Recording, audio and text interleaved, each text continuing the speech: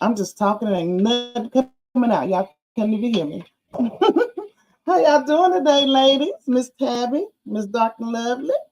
I'm Chosen. Where you at, sis? I see you down there talking in the chat.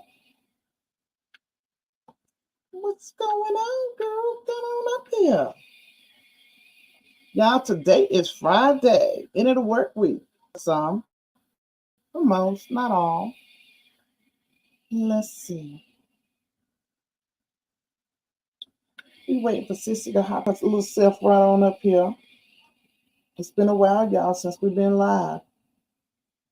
We be trying to do better, but I promise y'all, it seems like every time something happens. Something. Somewhere, somehow. Seems to take a back. We might say it. You have to. Let me see. Maybe you don't. Let me just go on down here and see what's going on. Tabby says, thank God. Yeah, thank God for the end of the work week. For most of us, that is. Yeah. I'm gonna put the link down, sister, because apparently you still can't get in.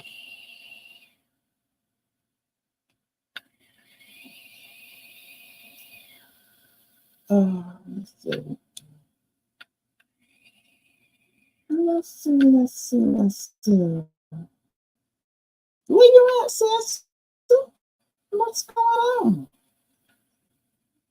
Can everybody hear me okay?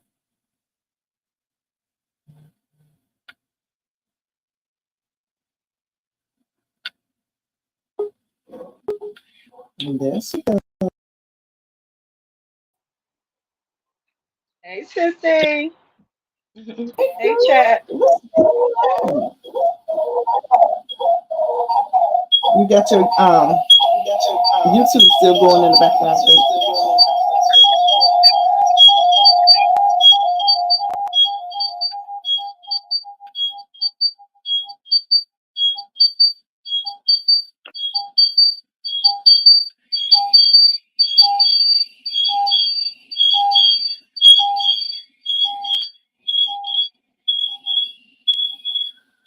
What is going on?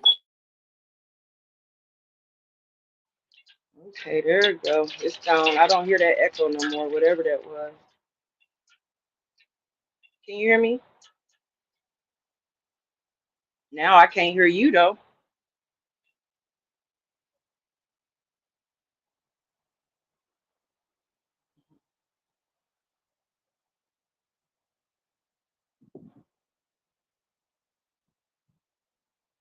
Yeah, I can't hear Sissy. Let me see what y'all saying.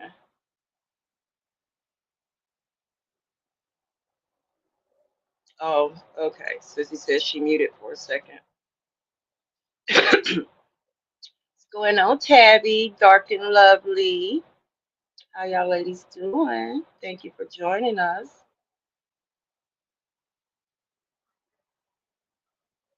What y'all got planned for this weekend?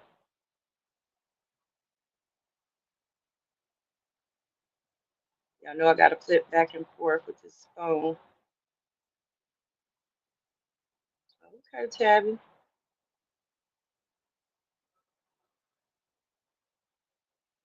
Yeah, I'm hungry. But I'm hungry for Thanksgiving. Hungry for Thanksgiving food. Went to the store the other day. Sissy got me hooked on this Kinder's everything now. And Kinder's got stuffing mix. No complaints, dark and lovely. No, that's right. This weekend I have some projects to do on Saturday and Sunday, a birthday gathering. Okay. Whose birthday? My niece's birthday is the 19th, is tomorrow. Yeah. We're celebrating her birthday tomorrow. Okay. Can you hear me, girl? Yeah, I can hear you. Can y'all hear her chat? I heard you saying that Kinder's had a stuffing mix, girl. I didn't know that. I don't use that. Like I Mm-hmm. make everything from scratch, but I definitely didn't know they had a stuffing mix. So you just put me on game. How about Yep. that? Hey, Miss I Gigi, saw girl, it in how the you? store. Thank you for coming in. Thank you Hey, for Gigi and coming Treasure. in.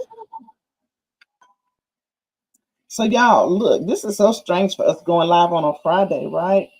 But at this point, we are learning that we kind of got to get in where we fit in. Because, child, y'all know what's Right. going on out there in these YouTube streets.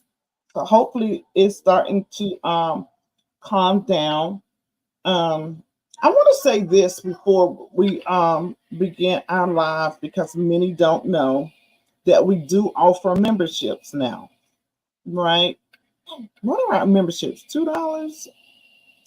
$1.99, $2.99. They're $2 or $3. I'm not sure how much they are. Um, y'all grab a membership.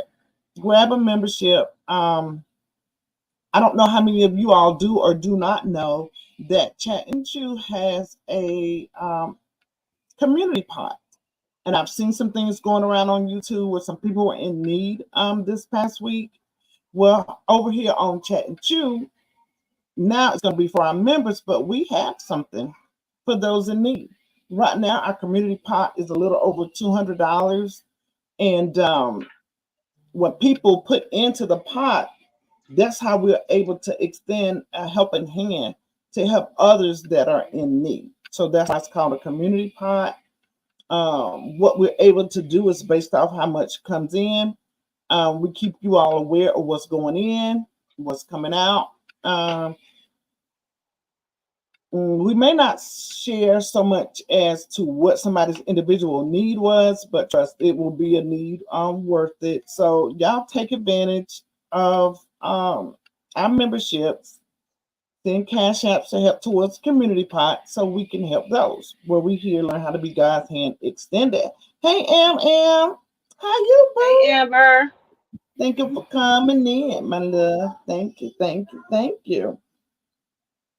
Anything you want to add to that, Sissy? Yeah, so I was on Facebook over the weekend, Sunday evening, I think, or maybe Monday, and I came across Blueberry Boot post, and my heart just immediately sank. So I don't know. I know she's gonna be okay, but she was in church, right? She went to pay her tithes and offering, came back, somebody stole her entire purse, everything. So at the same time, God was telling me that He got her. It also dropped in my spirit, faith without works is dead. So I personally took it upon myself to ask a few of the content creators and a few of our community members, our family members, if they could, bless her a love offering. So she's, you know, every time I check on her, Monday was extremely hard. I could still see the hurt in her face, and the disappointment. She said she went to the DMV. I've seen people telling her to, do the Social Security thing, but then her credit cards, and then plus her cash, because she was going to go. She said she was initially going to go and run errands Sunday, but she decided to go to church. And this is a woman that I can recall last year we were in D Brown's chat. And I didn't know, I hadn't built that strong rapport with her that I have now, right?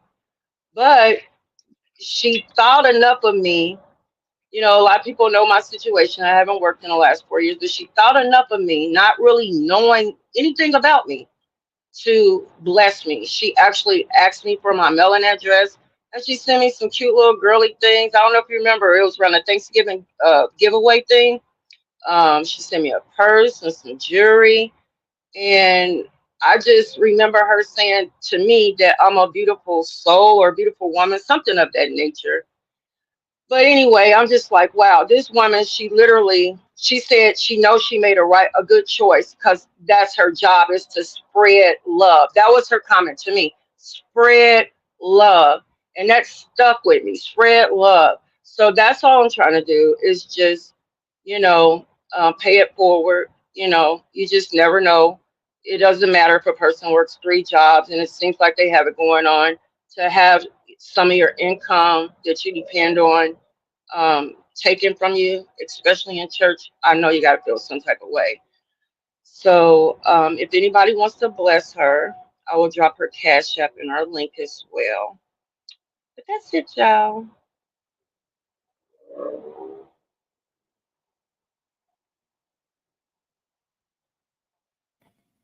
And about to, because I got to the guys in that chat who will be sponsoring 3 families, maybe 4 this holiday.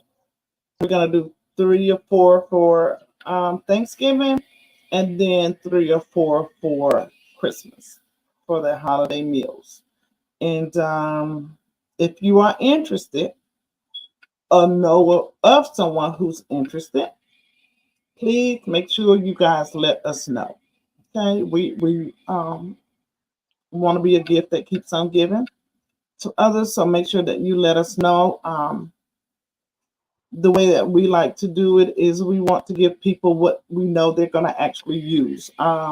We won't be going down picking up a generic box from Walmart to give to the people.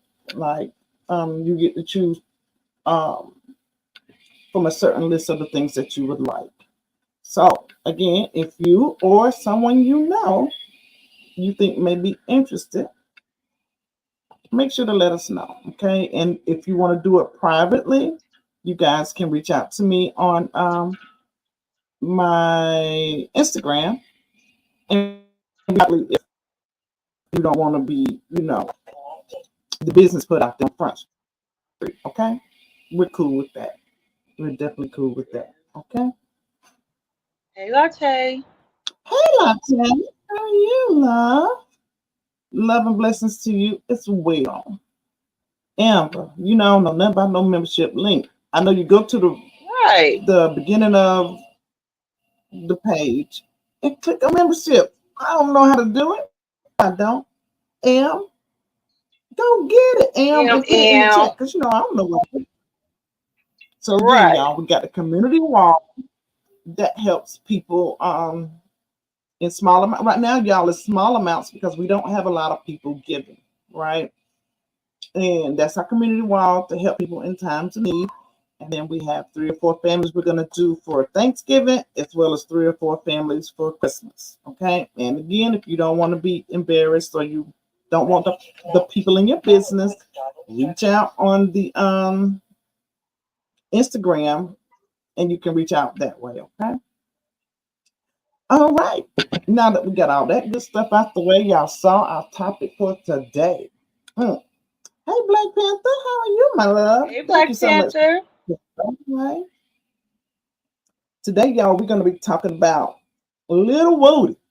Now, it's spelled Woody, but he will check you real quick because it's Little Woody, like WHOOTY or IE, Woody. And we're going to be talking about Little Woody. He is an internet sensation now, guys. He is everywhere.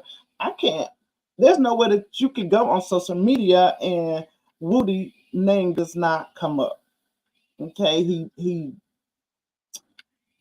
became well known through the YSL trial, and he he's hilarious, guys. He's hilarious and humble at the same time. I can't even explain how this dude operates, but I came across an article a couple of days ago, and I had been wanting to speak on it because he was listening, y'all. He was even named by the FBI as a serial uh, KILER. Okay, he is. Latte said yes. Social media known, but he is a KILLER. He he is. I'm gonna say he was because he is publicly changing. Like he is doing a 180 right before our eyes. Um, I didn't know much about him when he had all this other stuff going on, but I am definitely loving the Woody that I'm seeing now. Um, He goes live every Sunday. I'm gonna play a clip and we're gonna stop and go as we go along. But in that clip, he was speaking on how he said, "Man, oh, I go to church now." He said, "I don't care how tired I am. I don't care. I don't care if I'm beat. Like I'm gonna get up and I'm gonna go." I've caught a couple of his lives where he's in church. He has this little girl with him, and I just love what I am seeing with him now. He's in this big open beef with Charleston White. We all know Charleston White, and I've been following that really really hard and heavy, and that's how reading about he and Charleston White is how I came upon this other link that I'm gonna begin to play. Latte says, "I agree. It seems like he doesn't want that life anymore. He doesn't, and all he's asking, guys, is he's saying, leave me alone. That's all he's saying. He said, you know what I do, you know what I have done, you know what I will bring. Just leave me alone because I'm trying to do better." And that's what anybody, if you're trying to do better and somebody completely comes up against your neck, and he knows what he did was wrong. And it's a little intimate video that he had out there. So I'm gonna pull that up real quick. Make I'm sure I on go ahead mute and while you play it, sissy. okay, get it.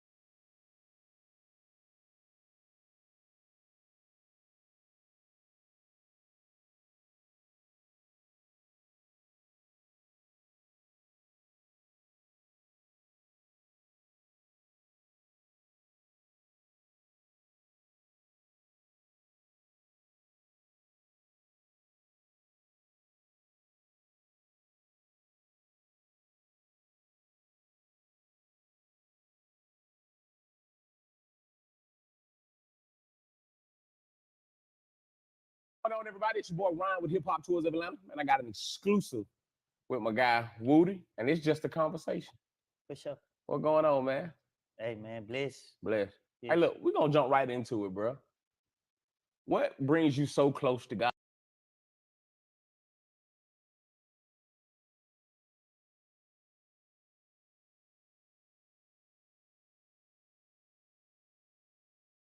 Hold on, guys. I gotta adjust the audio real quick.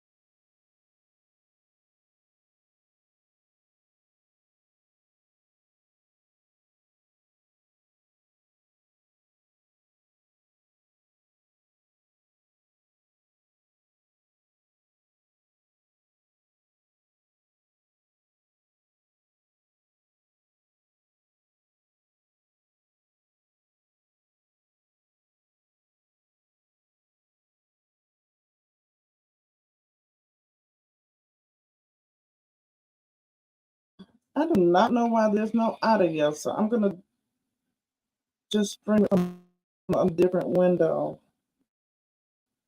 Hold on, guys. I'm so sorry. I don't know why I don't want to play. It came on for a minute. The audio did. I mean, the audio. No, that was mine. But I'm gonna do it that way. I got another way. I'll just be smarter than it. How about that? Period.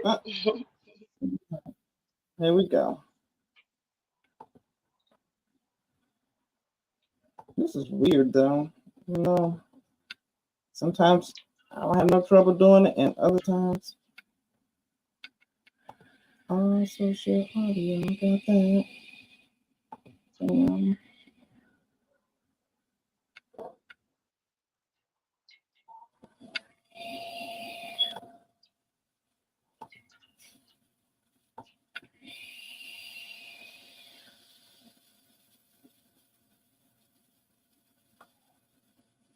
okay.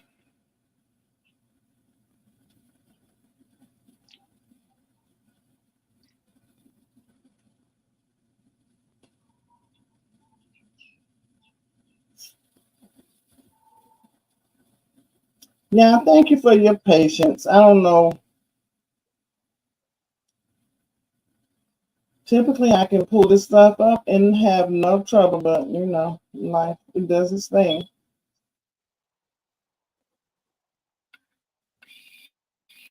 Okay, here we go.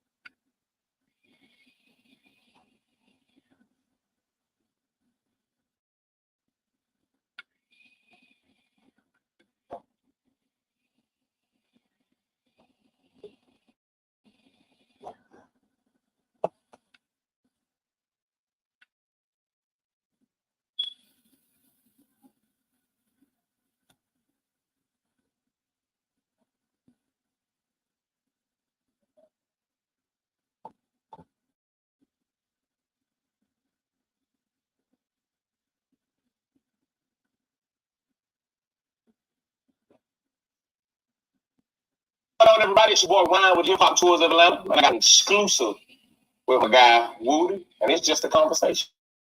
What's going on, man? Hey, man, bless. Hey, look, we're gonna jump right into it, bro. What brings you so close to God, bro? The media and how they talk about you on the courts and all that, they portray you as this monster. But I always hear Woody talking about God. What brings you so close to God? Like, Like, yeah, my preacher, I seen everybody that I thought loved me switch up, and my preacher, then he didn't hold nothing against me from my past. I made a lot of stupid choices. Every time I needed him, he was there. He came to visit me in jail. He spoke on me on my behalf when I was being sentenced in federal court. When I got out of jail, I ain't had no money. He man came to pick me up every morning when he had work. Yeah. And took me with him.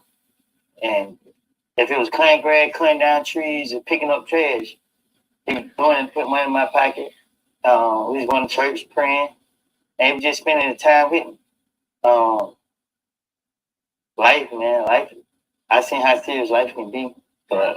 I woke up with two choices that nobody ever want to face. That's what I tell people every day. You got a choice. Yeah, and you don't. We take the things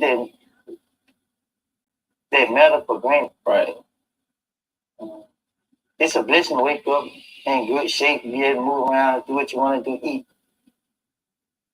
And man, I just seen so much happen in life, man.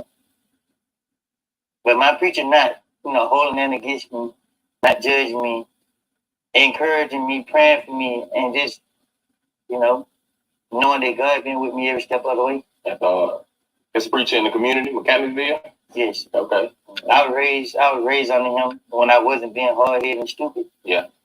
Even I always go to church. So you grew up in the church as a kid? I did. This preacher been knowing me all my life. Wow. Yeah. So mom and dad were both big on the church, or that was something you did on your own?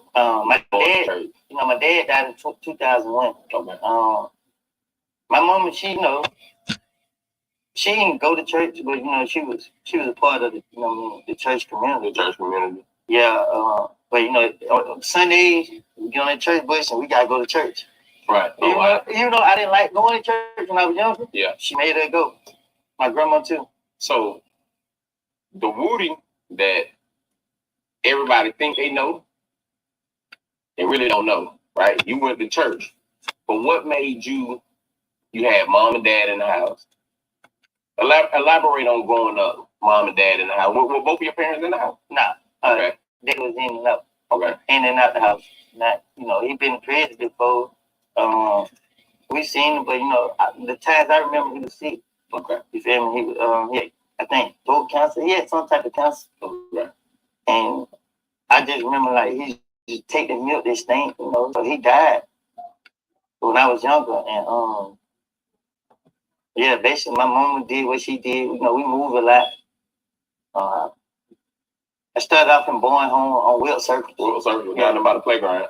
Exactly. By the school. In the back. Not down there where the school at, but the first one. Like when you come around the curve, right there, 1165 Wilt Circle, apartment 165. You remember that? Yeah. So you from Atlanta, Bowen Home, West Side, Canterville. My family from Bankhead Court. Bankhead Court. Yeah, but I made my name in Mechanicsville. You made your name in Mechanicsville. Yeah, I spent my entire life in Mechanicsville. So the name Woody, where'd that come from? Woody came from my mom. I don't know where she came up with it. I never thought to ask her. Woody. Yeah. Woody. I was a bad little kid. But you were going to church though. I was going to church by force that then. By force? Yeah. You go to church now? Oh yeah. Every morning. I mean every Sunday morning. I don't care how tired I be. If my clothes dirty, I'm still gonna get in there. You going to get that word. That's all. Yeah, I've been bringing a lot of people with me lately. That's all. I see you. You be with the pastor too, man. Yeah, we be with each other. Yeah, be with each other. Yeah, when the pastor goes somewhere, I come with him. Love. Yes. Oh, love. That's hard. Yes. That's hard. So let's talk about you growing up here in the city of Atlanta. And you say you went to church, but you also was a rebel. You was out here causing hell. What caused you to cause so much hell here in the city? Like my emotions. The emotions. Yeah. Man, I was a kid. I didn't think properly. I didn't have nobody to tell me. You always got people like, man, I had drug dealers try to tell me that ain't the way you need to go. But you're a whole drug dealer.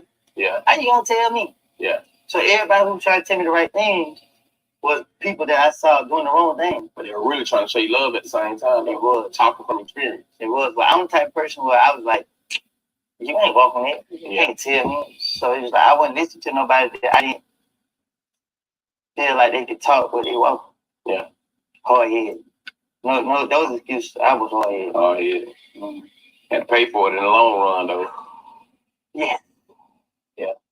And it cost a whole lot. A lot of nights on Rice Street. A lot of nights, period. Even the nights on the street. To this day, sometimes it be hard, it be difficult. Yeah. You never sleep peaceful. Even when you at peace, you ain't at peace. Right. You at peace now. You seem like you're at peace. I love it, but I'm not at peace. Because my conscience won't allow me to. Why you say that? Because I have one. A conscience? Yes. I've been around people that don't have a conscience. Yeah. Where you be like, dude, he really got a heart. And I gotta maintain my image in front of this person, because if this person see in a weakness, he might not have no heart towards me. Yeah. Well, I'm pretty sure he didn't have a heart towards me. So it's just like I had to carry myself in a different light because of the surroundings that I put myself in. Yeah. So going back to Lil Woody, childhood, Mechanicsville Woody. What school you went to? I don't recall. There you go with this shit. You don't recall. Now that's cool. The question is though, going back to your youth, we want to talk about the youth in Atlanta. Where do you see the downfall where you began to slip away and start getting into these streets heavy? somebody put their hand on somebody I really love and care for, which was my best friend, still is my best friend. His name DB. Yeah. DB was a very, very, very special person to me. Smart, loving, fun. And one day I got a phone call, he been shot. DB don't pick up a gun. He gonna be fly. He don't wanna be. Gonna put it on. He the first person I seen with Pradas and Gucci's and Louis. I'm like, this nigga millionaire. Yeah. So, anyway, I was always the ones that was hard head. Yeah. And he was just all one had the girls and everything. So he got shot and got killed. He died from he getting shot. And I was crushed. You feel me? Like, I already lost my mom. It took me a minute to, try to get right for that. Now I lost my best friend that never bothered nobody, never harmed nobody. And then the police say, oh, it's gang related. That they ain't putting the resources to investigate that. Oh, so the police don't investigate gang related? They pick and choose. Mm-hmm. Damn. So I ain't causing no chaos. Yeah. If I would have kept hitting the gas, then probably so. Do you think you would have kept hitting the gas? Do you think you would have got to that point in life where you would have been like, hold on, it's time to hit these brakes? If I never met Thug, I would kill him. He stopped me. He slowed me all the way down. Because he started taking me on trips and showing me it was more to life. For the life. You know what I mean? But I still was stuck in that mentality because it's just like, you just pulling me straight out of this. Yeah. I'm in a dark place. Yeah. And it was nighttime, even in the middle of the day. Dark. Yeah, and people don't really know what it's like. Because it's just like, I get angry quick. Yeah. Every time you sit there and think about my friend dead, I might just drop tears and be like, somebody. I might not have nobody to go out there. Them things was on me so hard. I just go out there, somebody hit me like, yeah. And man, I had no control of myself. I'm not proud of it. You feel me? Like, it hurt me when I look back on it because I did a lot of things I'm not thankful for or happy about. Proud about, right? Yeah, proud about. And so that's even with the Charles White. When I see Charles White, that's why I didn't disrespect him. I just did to him what he did to me. But your response to Charleston White, bro, and you talking about on a whole nother level, it shows growth.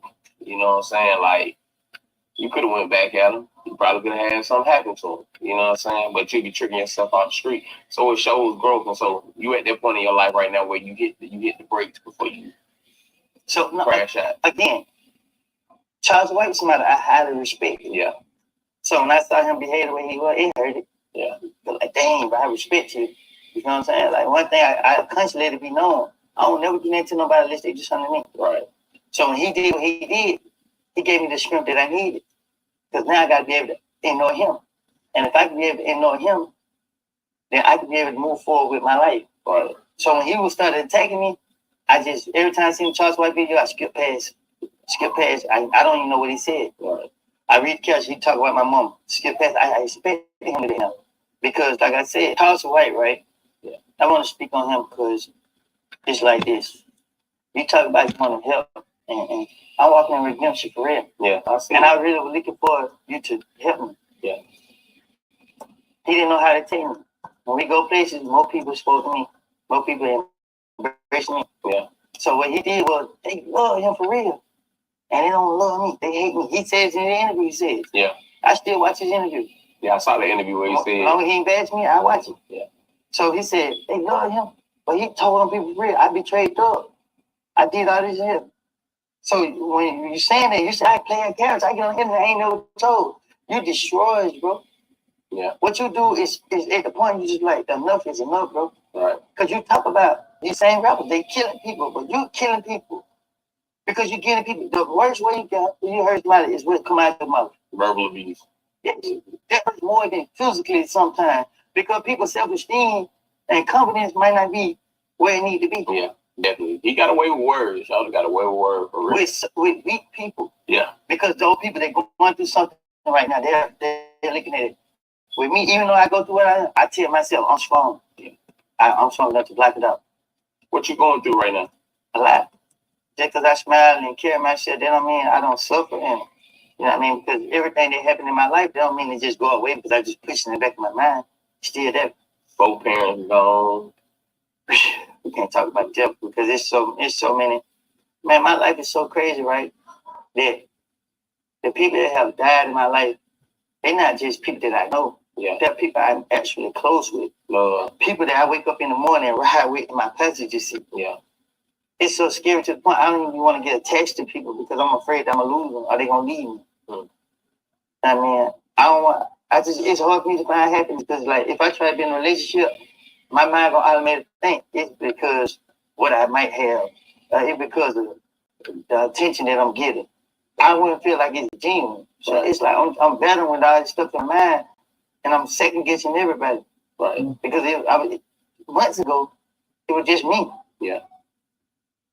So it's like, man. When you say it was just you, what you mean by that? It was just me in this world. Okay. That's how I'm feeling. Like, I got my dogs. Yeah. I go sit in the backyard and just sit there and let my dog jump on me, run around. I bathe them, work out. Yeah. I actually isolated myself from the world because it's like, if I get back out there, I'm going to hurt somebody because I don't want nobody to hurt me. I made mistakes in my past.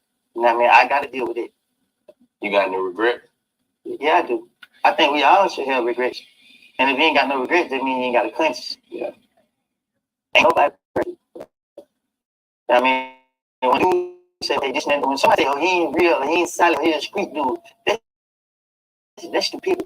You ain't about being a street dude. When have you ever been cool to be a street dude? Protect the image, I guess. Look, you can't, because what's the difference? So when somebody say he's solid, right? Okay, he's on the whole game. He did this, he did that. But you got to do okay, him slept with his friend, baby mama. It's the same. You can clarify. Someone that Clarify however you want. Yeah. Clarify, but we're going to be real all the way around the board. Right. So that's going to get into the street stuff like that. Say what you want to say.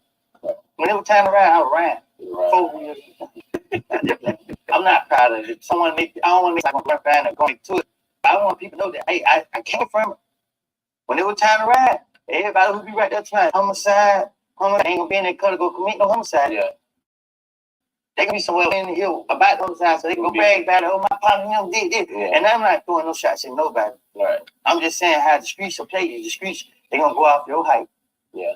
Yeah, man. And that's all about an image. So let's talk about images. Who do you think has the biggest influence on the youth up here in the city of Atlanta? In the city of Atlanta right now, I think that. Okay, guys, I want to stop there. This thing is like 45 minutes long, so I think if we stop every 15 minutes and talk about it a little bit, and we can get. First off, guys, let me tell you what grabbed my attention first about this was when he spoke on, he had one person who looked out for him. Like that touched me when he talked about the pastor. He said that he called him a preacher, but he was saying the pastor rose to the occasion for him, that he spoke on his behalf in trials, that he was the only person to go visit him when he was incarcerated. When he got out of prison, that same pastor was there, like got work for him to do with him, made sure he had money in his pocket, and began to talk to him about the word. Like, it's almost like this man was, although he's a pastor and a lot of people think that that's what they're supposed to do, a lot of them don't. Because we got a lot of pastors now who just teach prosperity. They don't tell you about the do's and the don'ts of the word. They just teach you how to have prosperity. So this pastor, whoever he was a prime example of when we say that we're supposed to be God's hand extended. Like a lot of times people are looking for God to come down out of the sky and do something for him when he assigns his people to your life to help you. So that part right there, it really, really, really touched me to know that he had someone in his corner. I see in the chat, Retta asked a question. She said, do y'all think he's moving this way because of the YS trial, or really did he change his life? Now, Tata said, Retta, I think both of that. It makes sense. Me personally, I think it could have a tad bit to do with it for the trial. But if you listen to him speak, he said he was forced to go to church when he was a little boy. Like he had to go to church. No ifs, ands, or buts about it. And the word of God teaches us that teach them the way that they should go and what they should know. they may stray, but when times get hard, they will go back to what they know. My grandma used to say, "Yeah, you stay by the fire long enough, you'll get you'll get burned." So I think it could have a little bit, but I really because I follow him, I watch everything he do, and I really do think that this guy is really trying to change his life. And as the interview goes on, he's going to get even deeper. He's going to talk about a lot of other things that will, let you see, hear, and believe that as well. It was another part in here where he just talked about how God gives you the activity of your limbs, where you can get up, move, and do things. I just believe in what he's saying. I could be wrong, as we all could be. But what do you think, Sissy?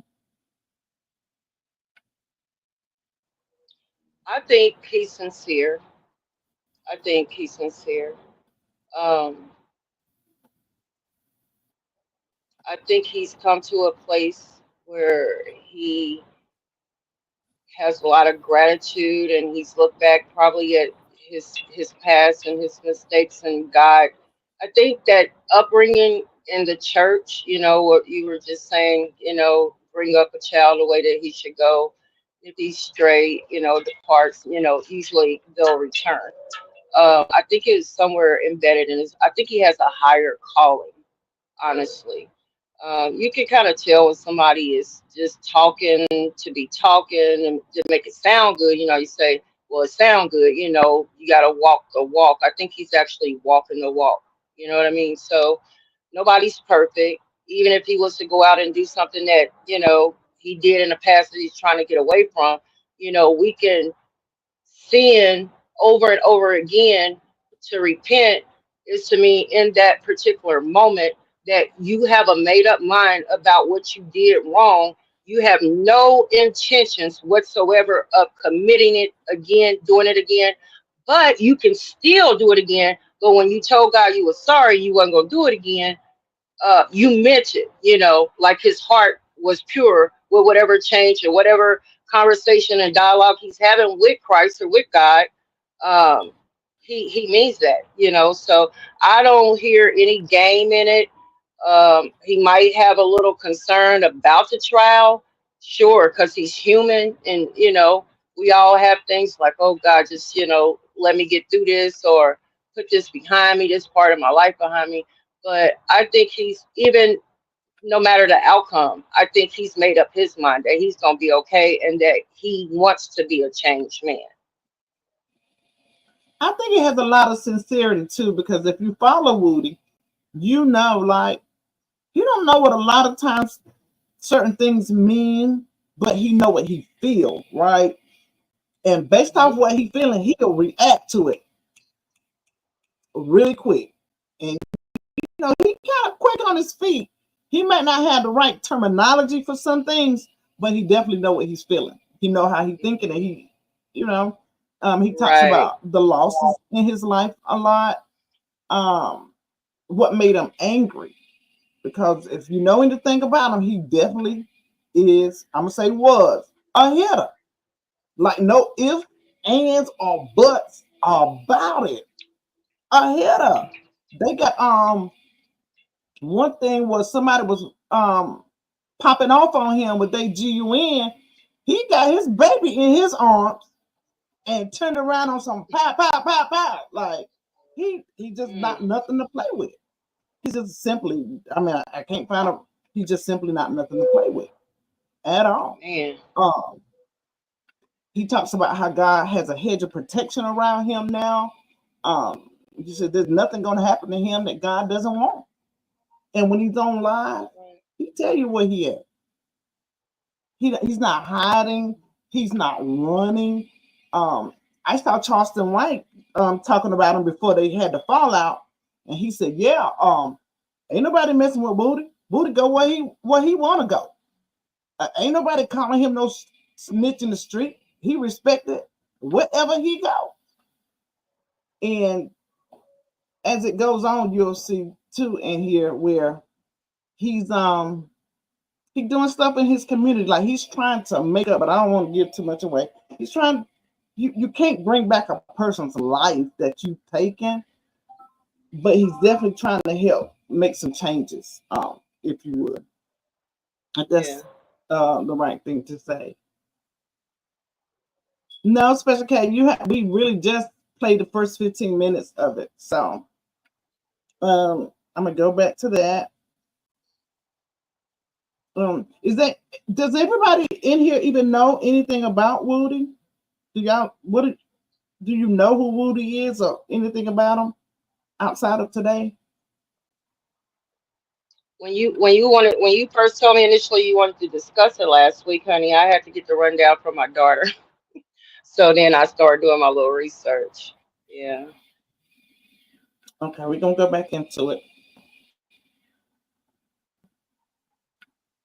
Oh, where was that at? Two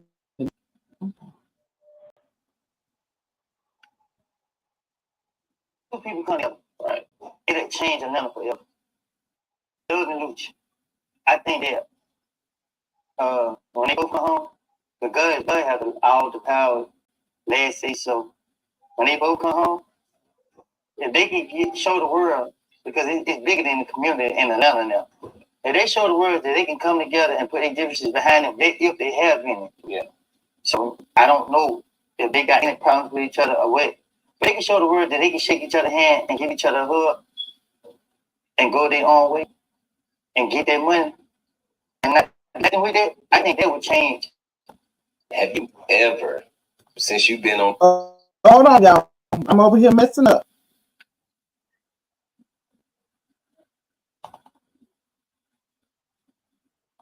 The church community, church.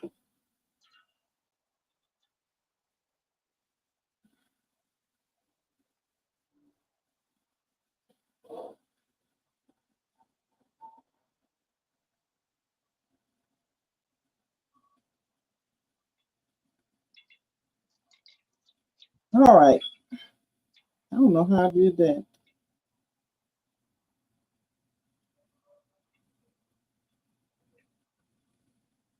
It went from zone.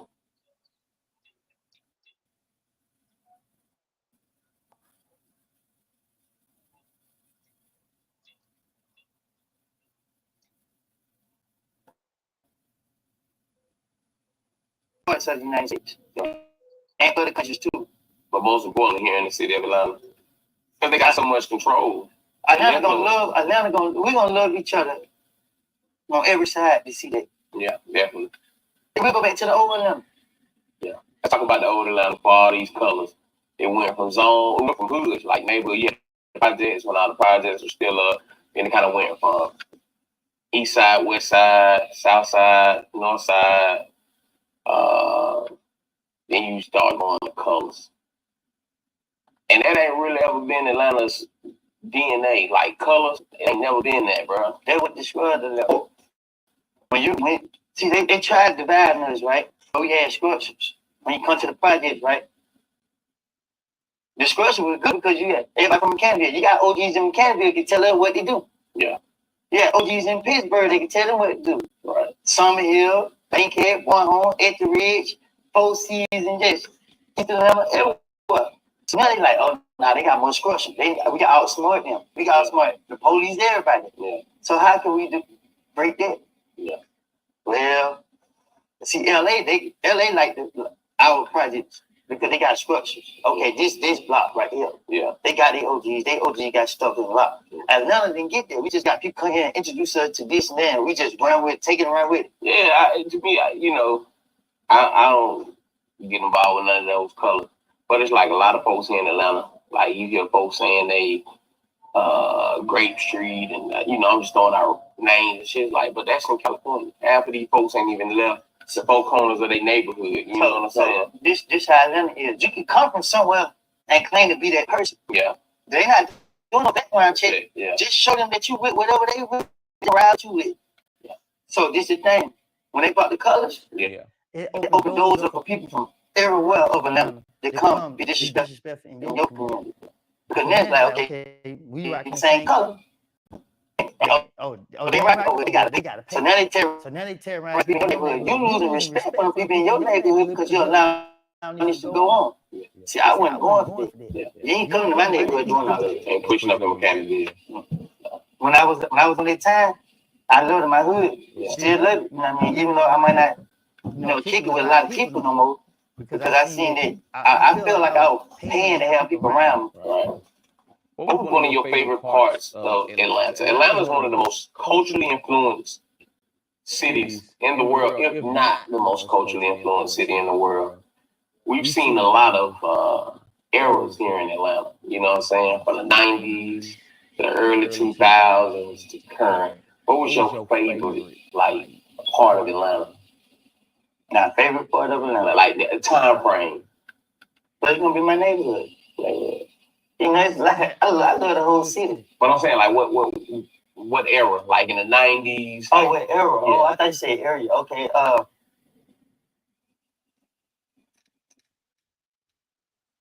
from 2000 up to 2011. That whole time frame right there was the best. Yeah. T.I. Dope Boys in the Trap, Rich Kids, all that. Everything. We go to the Screaming every weekend. We on every weekend. We on that Schoolboy High. Yeah. We on all that J Money. Yeah. South, Young LA. We on all that. That was the time. That was definitely a time. Then when Trump came out with their colors, yeah. You know what I mean? That's when everything started to change. Like, everybody started wearing colors. Saying that was the time we was on. Yeah. You went in the same color we on, you come on this block. Right. It wasn't about what hood you from no more. Yeah, things have changed. Right, things have changed. That's crazy. So, what do you want to do with the youth? Like, what's the message that you can put out to the youth? Because we got a lot of youth going out here, man. One of the crazy things that go on here in the city of Atlanta is dope pop. You used to dope pop. Don't incriminate yourself, but shit. Nah. I ain't know no better. Yeah. I didn't know I was hurting people. Yeah. So, I had a mindset like the insurance paid for it. Yeah. I thought I was a smart person. So I didn't know. Okay. I really commit petty crime to make money than serious offense. Yeah. So I was doing that, but I didn't think, my conscience wouldn't think like I might hurt somebody, I might take something that wasn't, you know what I mean? So when you were dope popping, right? You was a teenager, right? I was a kid. You was a kid. Because I ain't know no better. You ain't know no better. What you were doing with the money? Even stupid things, going and shoot dice with it. And walk around with it in my pocket. Like, I ain't big on spending money like that, right? I ain't into fashion like that. I'm gonna get me some white Air Force 1, blue jean, white t-shirt, standing there with a lot of money in my pocket. Got on some pink shoes though today. Yeah, man, I love them. They nice. Breast cancer awareness month. Save the top time. All right, I'm rocking with that. So what could be a message to the youth? Because a lot of these folks, they get their money and they go out here and they don't invest. You know, Atlanta's one of those places where we've grown up and we've seen influential black people, from Alonzo Herndon to Herman J. Russell, Martin Luther King. I mean, Atlanta is the black mecca of everything. You know what I'm saying? What's the message that you can give to you about that dollar? Because we got the water boys out here hustling. You know what I'm saying? You got folks still on the corner pitching and serving. You know what I'm saying? Like, the message is, it's a lot of money out here for everybody. It's how we go about it. We gotta change our mindset first. Yeah. Because a lot of these kids think being a street nigga and getting a job, like you lames were getting a job. So this what we see. Yeah. Everybody who's cool, that we look at as cool, they slanging or they doing what they doing. Yeah. Then the ones who working, they got their work clothes on, they looking lame. Because that's you gotta look a certain way, you gotta be a certain way. So long story short, kids don't know because we ain't got the right role models there to be able to say, hey, I'm a lawyer. I drive around in the Bentley. Yeah. Hey, I'm this. I do this. But now, if you pay attention, like, I'm going to speak on the trial. Yeah. Now you see the attorneys that's in their trial, they're being praised because they're in there fighting. they fighting and they are doing a great job. Defense or for the state? Defense. Defense. Okay. And when I say they're doing a great job to the world, because I don't watch it, but I hear when people see me, they be like, "Why don't lawyers in there fighting?" You know what I mean? So it's like, okay, cool. So now you got kids gonna want to grow up with these lawyers because they see the way the justice system is trying to railroad people. Oh, yeah. So now I went and spoke at a law school at Thurgood Marshall, HBCU. HBCU. And when I got in there, it was a lot of kids, students out there, and they, becoming attorneys. Yeah, lawyers. I'm like, wow, it shot me that they was there to wait to see me. And they wanted to know, like, what did it take to make a defendant, which is somebody who incarcerated, comfortable with their attorney so that they could be able to move forward with the case. And like I said, it's like gaining choice. In our mind, we know that lawyers are snakes. That's what we thinking. You just trying to pay us out our money. But you got to bond with them attorneys, and you got to be truthful with them. Definitely. So, now you got kids looking at stuff, and they want to be lawyers. They don't want to be rappers and gang members no more. So it ain't nothing wrong with going to school and getting your law degree. That's the way to go. That's the way to for real. Because get what, jail is a thing about it. When you go to school, right, and you get in trouble, they put you on ISS. Yeah. You don't want to be on ISS. So let's say you get kicked out of school and you start going to jail. Jail is a lockdown. It's like they make you go in like prison. They make you go to education if you ain't got it. They feed you just like the cafeteria. Nasty jail food. School ain't nothing but a big institution. But I'd rather be in that institution than behind the wall. Right? A lot of these kids, man, half of these kids ain't even built for Wright Street, bro. Let alone going down to Lake State or Smith State Prison. I wasn't even built. I went to the prison next to me. They told me I was happy to be there. I said, I'm happy to be here. You feel me? What you mean by that? Because if I went somewhere else because of who I am, you have people in there that look for an opportunity to become somebody. Yeah. So you got fools in there with license that can see me. Or he hang with such. But if I kill him, I become somebody. I got 3 years, you know what I mean? But I got stuff to live for. Yeah. So now I had to think and be smart. I got to be a step ahead of these people because they don't have support and love out there. And if they did, they messed it up. So you say you got something to live for? You got children? Yes, two amazing daughters. Yes.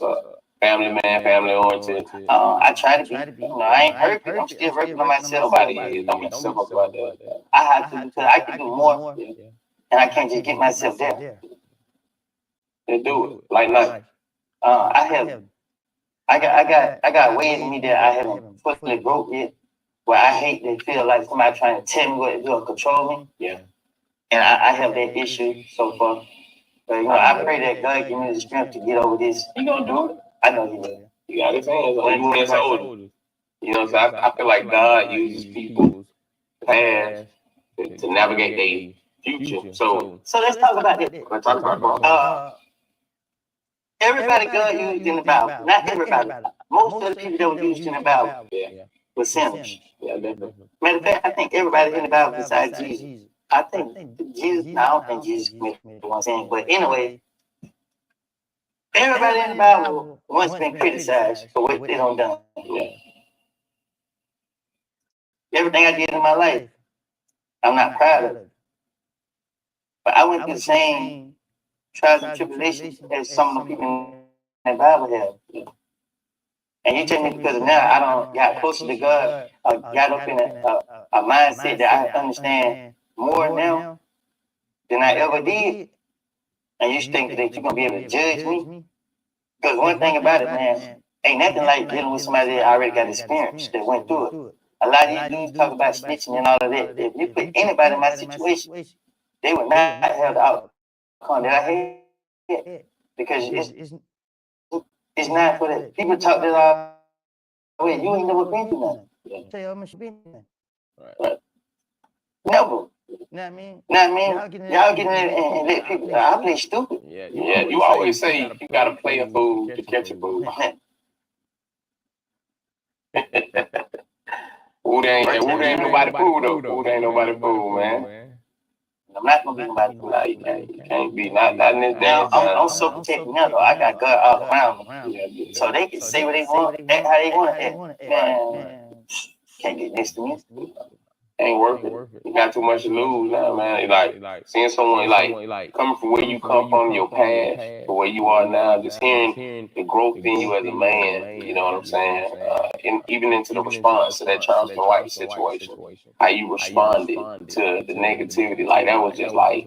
And that was solid, bro. That's what made me gravitate. Like, hold on, bro. I could feel the pain and the emotions in your voice when you were conveying that message when you were talking to your people in that car.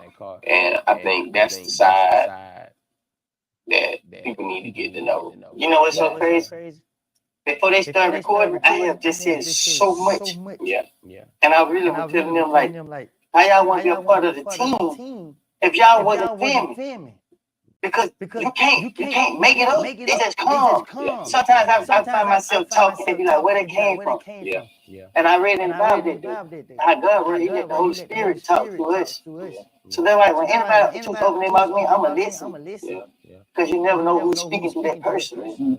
So, and I want to speak on this. Last night I met Daisy Banks at the bowling alley. A friend of mine came up and said, hey, Daisy Banks over there. I said, look, what I don't do that cool stuff. I don't rap on no man. I said, if they invite us over there, then we'll go. You know what I mean? With respect. But I don't just want to go walk up in nobody's session and be like, hey, man, I don't do that. So, you know, you're like, yeah, I feel you're right. So, boom, we go bowling. And then as I go to the restaurant, one of Daisy Banks, I think it's his brother, walked up, hey, man, what's up? How you doing, man? Hey, man, I love you. We just talk. Hey, I want to introduce you to my brother. Just so happy, Daisy Banks, his brother. And when he seen me, he said, man. That dude made my heart jump. So you receive a lot of love. Listen, I have. But last night, the type of love that I feel, I don't see nothing but love. I don't feel nothing but love.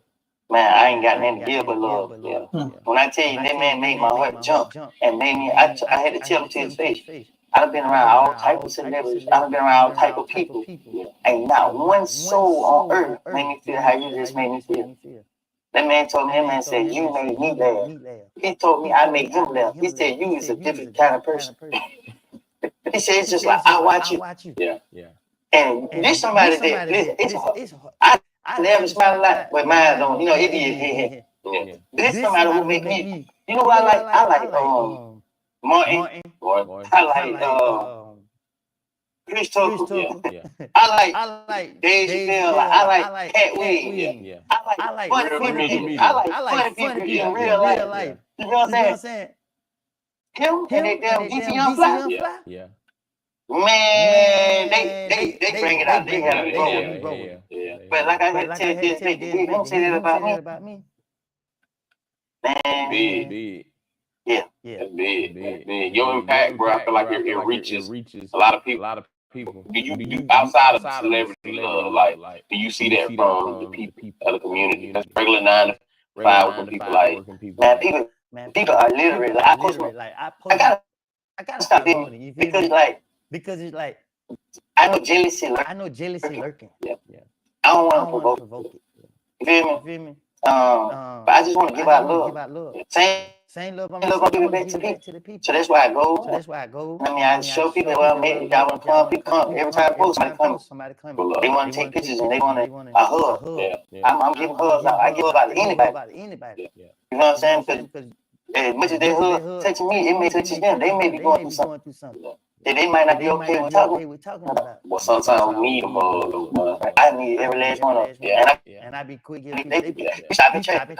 Come on, get out the car. Baby, I pay for your ticket. Oh, 85. Yeah, come on now. It's amazing. It's amazing. And I tell you, because it's okay, y'all.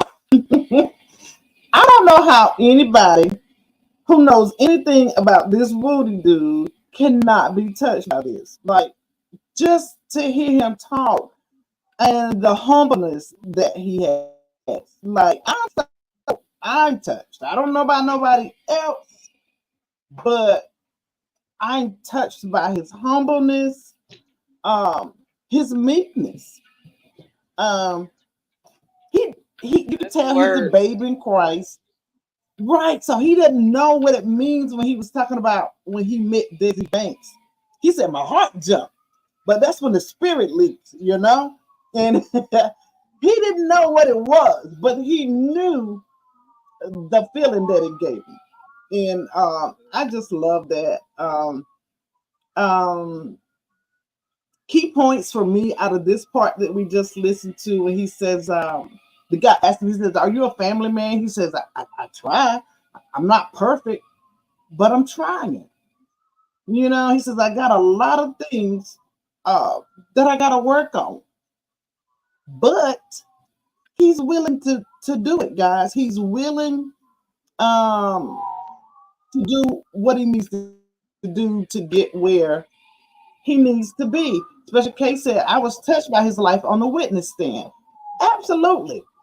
Absolutely. And the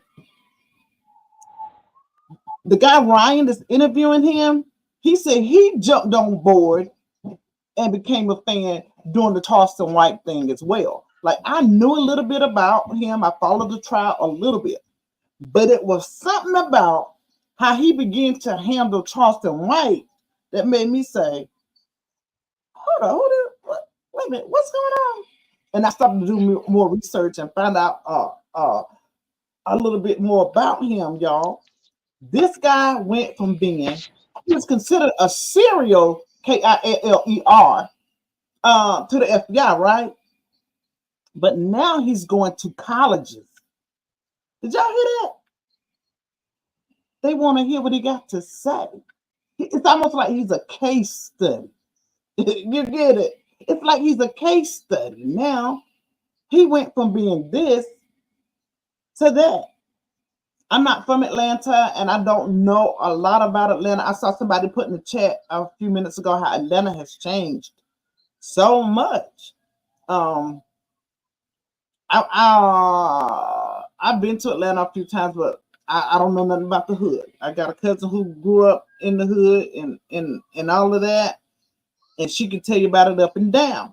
But what I do know about is the BMF boys that I followed and learned a lot about.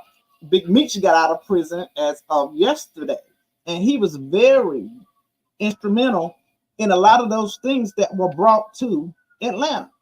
So if y'all know anything about BMF, Big Meech was very instrumental. He brought the record labels and all that other stuff from Detroit down there as a front. And after that, Atlanta just took off.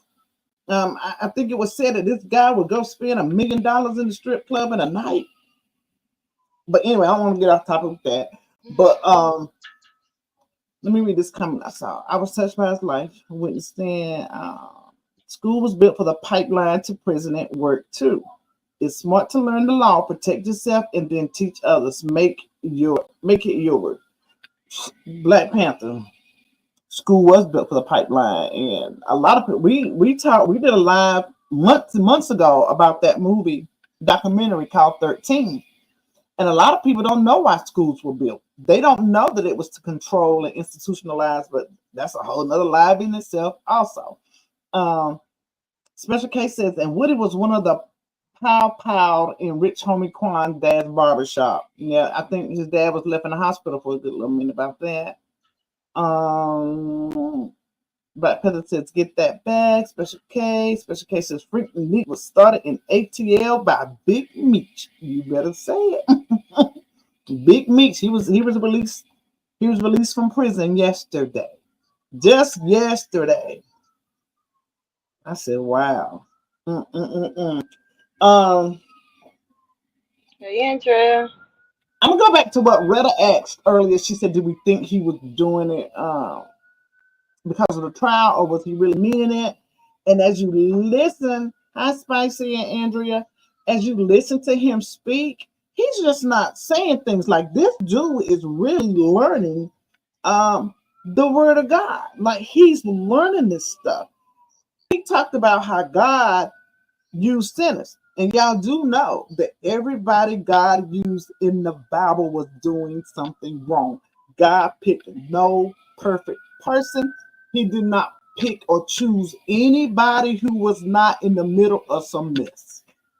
So when I heard him say that, I said, oh yeah, he learned. Somebody teaching him. He is definitely learning. Because you got Christians every day who go to church and don't even understand that little known fact is that everybody God used in the Bible was a sinner and was doing something wrong. Every one of them. Mm-hmm. So, Sissy, what's your take so far?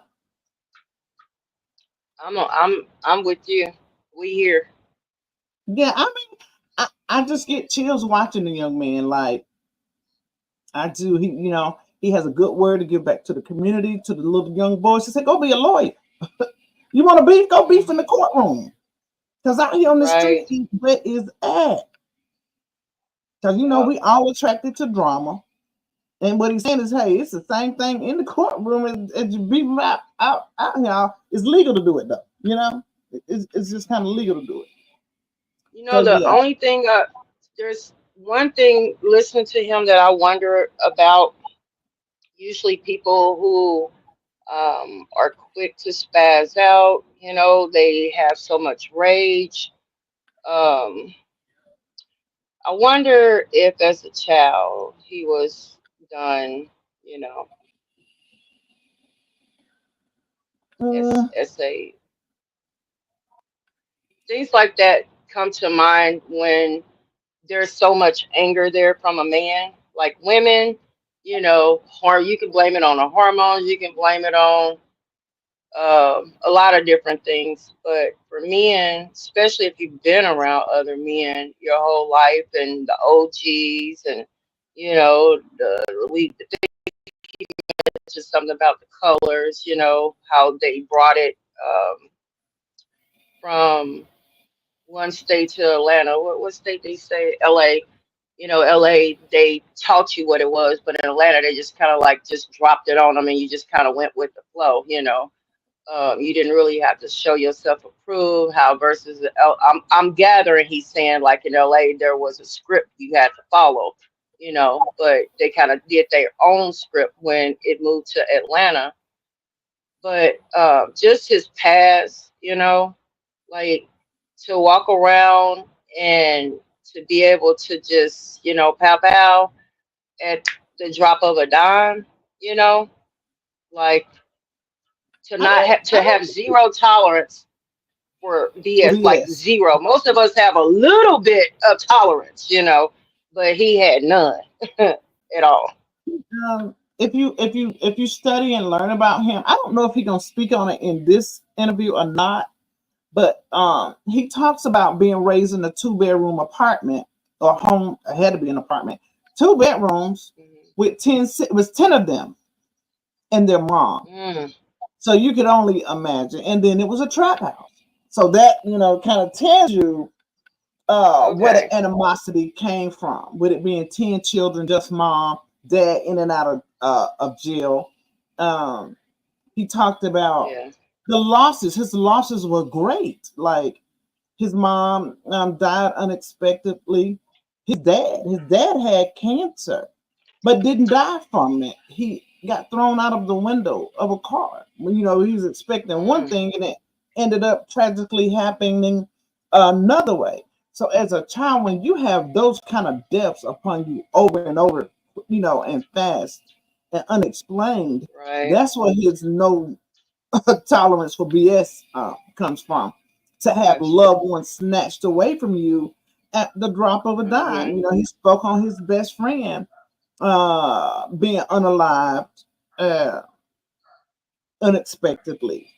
The one who bothered nobody, didn't have a problem with nobody, no beef with nobody. All he worried about was his clothes looking nice, and someone unalived him. So Yeah. my mind would tell me that that's where a lot of his animosity began. A lot of his animosity began because like you said, he was going to church, but he was a rebel. Grandma made him go to church. Like grandma, she didn't have control of what mom was doing, but she was sure making sure that those grandkids could get in church. Mm-hmm. Would y'all Yeah. agree in the comments? What do y'all think? Because another thing is, regardless if you are a hitter or not, for the turnaround that he's showing, This man says, I just want to love. I want to give love. I want to get love. Uh, I don't even know who I can trust, but I just want to love so much, you know? Mhm. And I Yeah. can only believe in my mind that he didn't get that as a child. And he's longing for it so desperately now. Because these people that he was out there doing those things for, I guess they made him feel loved. That was family, you know? Right. Um, he may speak on his siblings. And I can't remember because I've watched so much with it that it's not even funny. But yeah. Okay, y'all, we're gonna go back into It's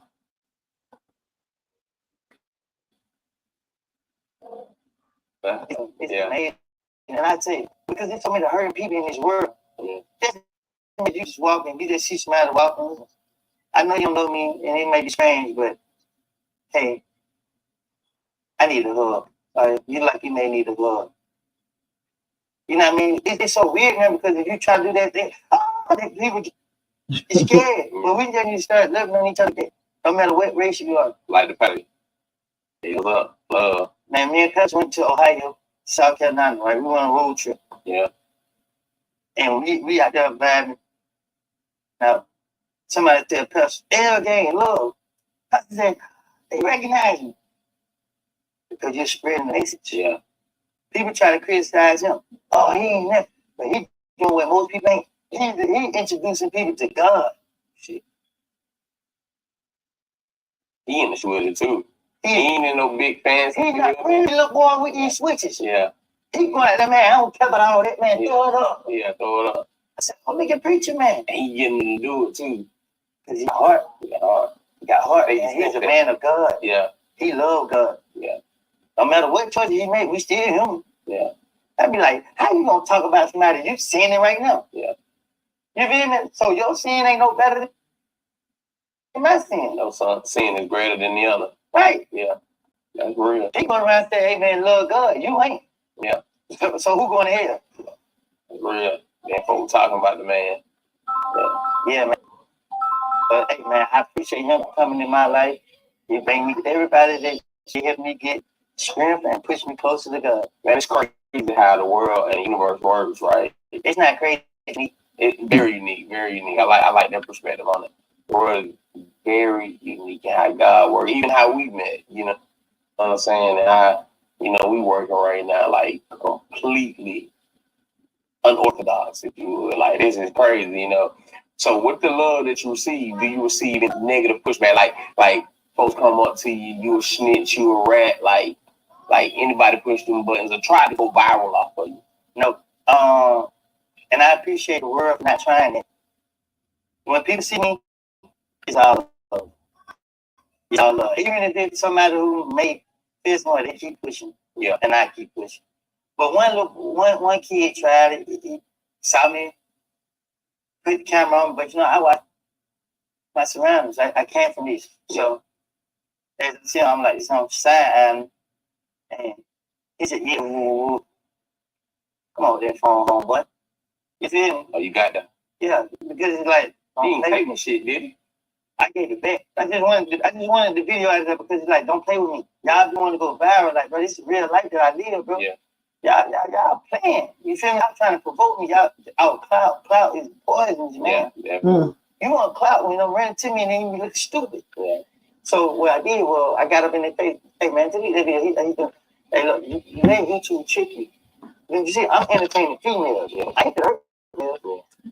And I ain't gonna let nobody hurt me. Yeah. So boy, you playing. I ain't got that same sympathy I got from them with you. Yeah. So but by the time I realized those 4 other little boys came out of nowhere. Out of nowhere, like they was sitting watching my day. Y'all better don't play with this man. Yeah, so but I said, I gotta leave these young boys because they ready. Yeah. Hey, boy, come on with that phone. Yeah. Shout. The boy wasn't scared, but he because he thinking it's a joke. Game. Joke. Game. It's real life. You didn't get hurt. You didn't get hurt. You didn't even know the boy though. I didn't even know that. Crazy. I didn't my because I let tell them, hey, listen, man, this one mistake right here can affect you for the rest of your life. If we take this phone and beat this world, this on rare and Aggravated Assault. There's 20 years to life. Yeah, definitely. So after we got the phone back. I mean, we gave they talked me about go to recent delete and delete their video. And then we gave the phone back. Yeah, let them go ahead and leave, bro. That's crazy. You didn't even know these kids, and they were stepping behind you like that. That's one of the things I feel like in Atlanta. A lot of these kids are looking for something. A lot of these kids, they go split homes. They want to be a part of something. And that something doesn't exist. I'm gonna tell you the other problem. than negativity. The thing is with these kids, they want to be recognized. They want to be seen. They want to be heard. Me, why didn't they relate to me? I want to be seen. I want to be heard. I think I was cutting up. I think I was doing stupid. I was the. My cousin was before me. He was terrorizing the neighborhood. Everybody talking about him. I want people talking about me too. My cousin went to jail. I had to take over his space. I went to jail. My ear come to me. But then I was paying attention. I was paying attention to how life was going. So what happened was, I put myself in a position where I got the attention that I thought I wanted, but I didn't want. With these kids, I tell everybody all the time, listen to them. Stop trying to tell them. You live their life. They going through it. But they won't listen to it though, bro. Stop talking. Start leading. Well, I got my nephew now. I started taking him places with me. Look how I'm getting money for doing it. I'm getting money for being me. Yeah. And not for being stupid. So y'all need to see this. My nephew on YouTube channel. They trying to become YouTubers. Because you see a lot of YouTubers out here riding in cars that y'all want. Hellcats and track houses. They getting paid. They ain't getting paid for throwing guns. Everybody was throwing guns and selling drugs going to jail. And getting robbed and killed. Boy getting paid for sitting behind the computer. These boys getting paid for running the world off. And then my nephew was looking like this. Now this way, I ain't hearing about police chasing them no more. I swear to God, since I've been in this position, my nephew never had not one interaction with police, and I thank God so much for that. Boy, that thing made me emotional. Yeah. But what you gotta do though, sometimes this generation, these kids, they need someone like you to pour positivity into them because they can see you change because they know your story or think they know your story, and they like, damn, if bro can do it. So they relate. Yeah. Some people can feel themselves in me. A family member in me. Because I don't fake it. I don't be me, man. One thing I know, this my life. This ain't gonna live. It's gonna go where I want it to go. So right now, my life is my own hand. However anybody want to take it. And they talking about that nigga the life saying, hey, my life in my hand. Yeah, I mean, what you mean? There's always my grandfather. That was a huge influence and role model in my life. My father was in prison since I was 3 for murder. He used to tell me, when writing the story of your life, don't allow someone else to hold the pen. I never understood that. I became like when writing the story of your life, don't let nobody else hold the pen. You know what I'm saying? You always be in control. You know what I'm saying? So I like that you say like, well, I'm in control of me. You know what I'm saying? Working here in Atlanta with you've been around some of the biggest in the industry. Baby. You know what I'm saying? How do you see them? What could they do to do more for community? Because I like baby, bro does a lot with the community. I hats off to bro. Like bro does a lot with the community. But what do you think they could do? Like does it make them lame to change their message up in their music? No. Get more with the community. Yeah. The baby do a great job. Yeah, he do. You know what I mean? When he can, he busy. Yeah. You know what I'm saying? He still got bills and stuff, so he gotta go get that money. Yeah. But if they had still, they could be more involved with the community. Man. Bro, I saw a video of you, bro. You put that basketball. Man. That was powerful, bro. To me, and it was small. Yeah, that was small. I didn't even think that video alone would had that impact on the world. Yeah. But I got tired of running past that ball, not seeing no kids down there. I even want to take that. I was before they took that neck. Yeah, I always see out there shooting. You can shoot too. You play that. I try. Yeah. They told my son. Okay. But no, But Just no, seeing it, what the kids got? just seeing The it. kids want some net when they shoot. Yeah, they The want kids that. want some net when they Yeah, shoot. just Yeah, throwing they ball, want that. go they Yeah. fun, so Yeah, now just they got throwing to ball, find go something they fun. So constructive now to they do. got to find So something they constructive to actually do. had shot a So they movie down there. actually Once they done with the shot a movie, they movie took the down net. there. Once they done with the Don't movie, know they why. took the Oh net. yeah, crazy. Don't know why. So my nephew Yeah, bought it. He crazy. bought a So my net nephew and had bought it it. sitting He on the bought a porch when I net got over and there. had it sitting on the porch when I Like, got over man, there. why you didn't put it on the go? He said, man, Man, why you come put on, it let's on the go. go? He And me and said, him, we come went on, down let's there go. and put And it me up. and him, we went down And there I, and put as it I up. figured out, I like, you know what? As I figured, I like, Let's you know record what? me. Climb up there, put it Let's up. record And I me. didn't Climb up there, think put much it up. of it. And Just I like didn't record think me. much of it. Just like record me. And it did numbers. And Yeah, it did numbers. that's what the community need though. That's what the community Showing these need, though. kids Showing another these way, kids. because a lot of them have talents that they don't really tap into because they so fascinated with this street life. And so like some kids can be a ball player. Then they hear a nigga rapping about scrap. They want to go. They want to go and get a Hellcat the fastest way they can. You know what I'm saying? Instead of focusing on that God-given talent. You know what I'm saying? And not pursuing a dream. So everybody worried about the now right now. What could you say to the youth that's focused on the now and how it's more important to focus on the future? Stop trying to take the easy route. Yeah. We want things given to us. Yeah. That's why a lot of people choose the rapping right. Because you just go get in the West End and rap. And it's easy to make money. A lot of money. But you got people that out here making a fortune because they say, you know what, I'm gonna go through school, I'm gonna do this, I'm gonna get my degree, I'm gonna get my bachelor. So now you look at a rapper and you look at a person that, like I got friends that, for real, I grew up with that actually went through school and doing something great with their life, like actually building skyscrapers. Engineers and shit. So me and him seen each other like last week and we got in the car and we rode, right? And I played entirely too much. Yeah. As we rhyme and we talking, and he just talking to me like, yeah, man, you know, but he says crazy stuff. My mama always says, start hanging with you, you a bad influence. Some of them Petsy like, dang, she doesn't know you the one who was influencing me. Yeah. See, everybody think I'm the bad influence, but I'm just doing what y'all want me to do. Right. I'm the hard head one. Right. So y'all say, let's go do this. I'm like, let's go. And we get in trouble. Everybody mama want to blame me. Yeah. Because I look the baddest. Yeah. So he said it. I said, I know you lying. Yeah. I sit back in the car, right? Go look in the rearview mirror. I'm watching him. So he stopped at the light. I feel like I got a gun. I'm like, what the world? What that is behind us? What? These nigga tripping. Yeah. Hey, his light flashed before he eyed. He scared the shit out of that man. How you do the man like that, bro? He just signed the red light like. Damn.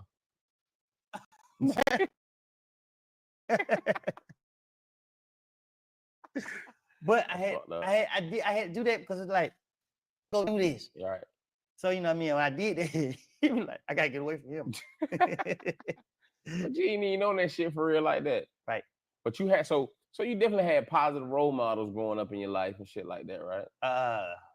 My role models was people who was shooting dice, smoking weed, doing this. Those my positive role models. Yeah. So that's all I knew. Yeah. I didn't know no lawyer. I didn't know no doctor. I didn't know no judge. Yeah. I didn't know none of those people. And when we saw the police, you know what they were doing? Beating people across the head because we had stuff called red dogs. Yeah. They were beating people that I know, my uncle, across the head with a flashlight. He bleeding. My brothers and sisters jumping on them. They call him more. So when I'm seeing the police doing to me, it automatically installed in my heart to not like them. Yeah. And I don't know that they just doing a job and that, you know, this is how they train to be. So I'm not looking at them like they human. I'm looking at them like us and it's them. Yeah. So as I'm seeing this, I'm being traumatized at an early age. Waking up out my sleep, they beating out my door because they think my mama house is a trap house. Red dog. Yeah, man. And these red dogs come, they talk, they bitch ass niggas, shut your pussy ass down. Yeah, red dog. For y'all that don't know what red dogs is, they no longer exist, but they still out Google here. it. Google it. We ain't even gotta Google it, bro. Red Dogs is a police unit here in the city of Atlanta. These niggas were here. They pulled me over on Ashby. Did it beat you up? Nah, nigga, but the nigga was so dirty, bro. He put me, nigga, it was 90-some degrees outside. Nigga put me face first on the hood of a running car. Yeah, them niggas did. Welcome to Atlanta, yeah, boy. But the red dog, they no longer exist. Talked about traumas. You do any type of therapy or anything like that? Like, this my therapy. It's your therapy. That's a conversation. Yeah, because it touches the people in the world, and the people being touched in the world, it touches me. Yeah. You live with any regrets? I think we all do. And if you don't, I feel like you ain't got a conscience. Because we human, we make mistakes, we live and we learn from it. Definitely. It's a different if you're not learning from it. I learned from my situation. Yeah. You can't get me. Go out bad like that. Let me ask you this. You know, I ain't want to talk about this court case at all. But if you could walk in that courtroom and say one thing to Thug right now, what would that be?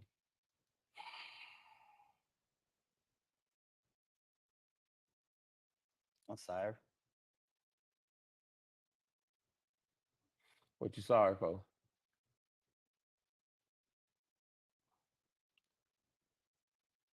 The pain, the suffering, everything got caused on him and his family, society, the courts. I'm sorry for everything. I wish I had the strength and the mindset I have now. Yeah. Yeah. I'm just. I never forgive myself because I mean, no matter what happened, I mean, I took him through a process that I should never took him through, and even though I know I'm not the cause of it, despite how any people may feel, it's wrong. And if I knew that it would have did that, I would never be so evil as I was. It's so much I can say, but I ain't gonna put all this shit on this.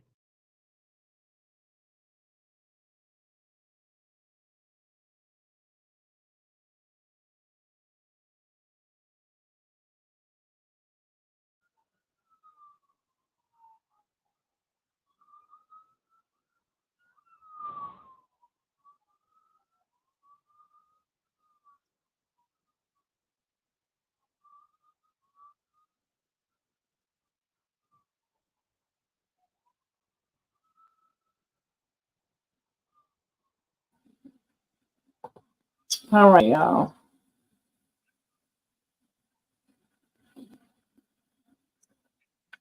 Did anybody hear sincerity in his voice when they asked him the one question the one thing that he would say to Thug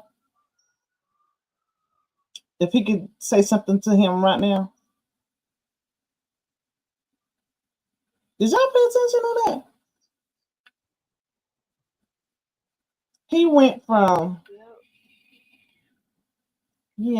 I'm sorry to Thug all the way like to the courts, the community, like everybody that he's wreaked havoc on.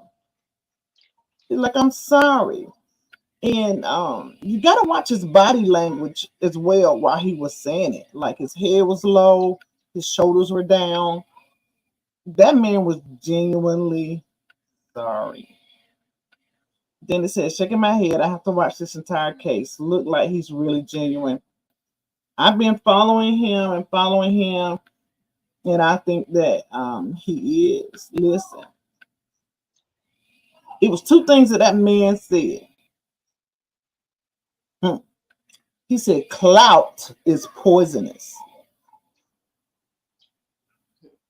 Clout is poisonous. I was like, wow.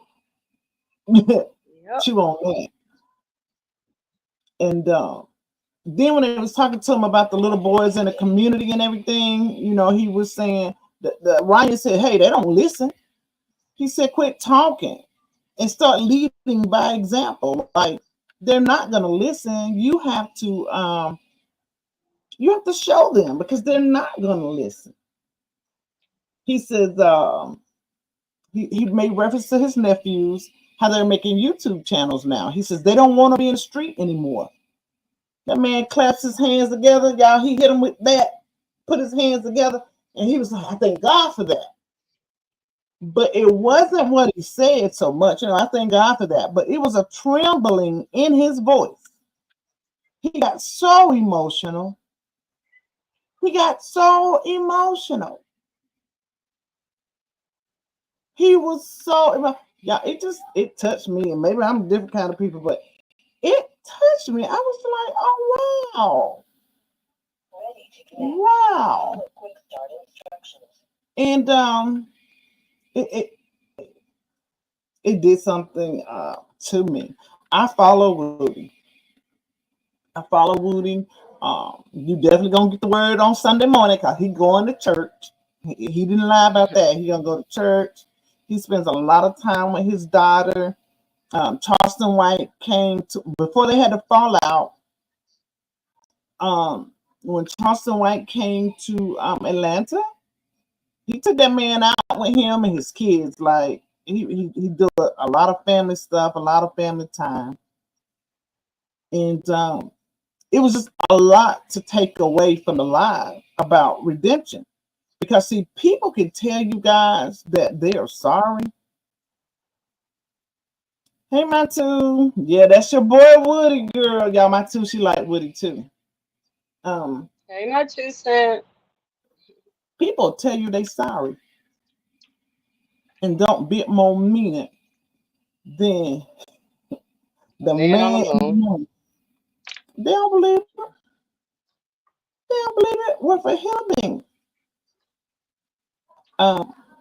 My niece's birthday is today. Y'all know I always got a story. My niece's birthday is today. So she texted my daughter yesterday and said, can you tell Auntie that I want to come over tomorrow and spend the day with y'all for my birthday? And my daughter said, well, you got to wait and see what mama say because I don't pay no bills. She just went off. She just went off on my daughter. She texts her everything in the world. Ooh. And y'all know my daughter turned 18 a couple of months ago. So I let her go back in. Normally I'd be like, don't do that. Don't do that. Because, and the reason I'm saying it is because a lot of times people handle you accordingly. They don't be sorry. They be sorry for that instant. Because, see, we've been going through with her, and I've been going through with her mama for some years. And she tell me she's sorry. And guess what? She turn around, she do something else. And then she do something else. And then she do something else. And yeah, let me tell y'all something. My sister.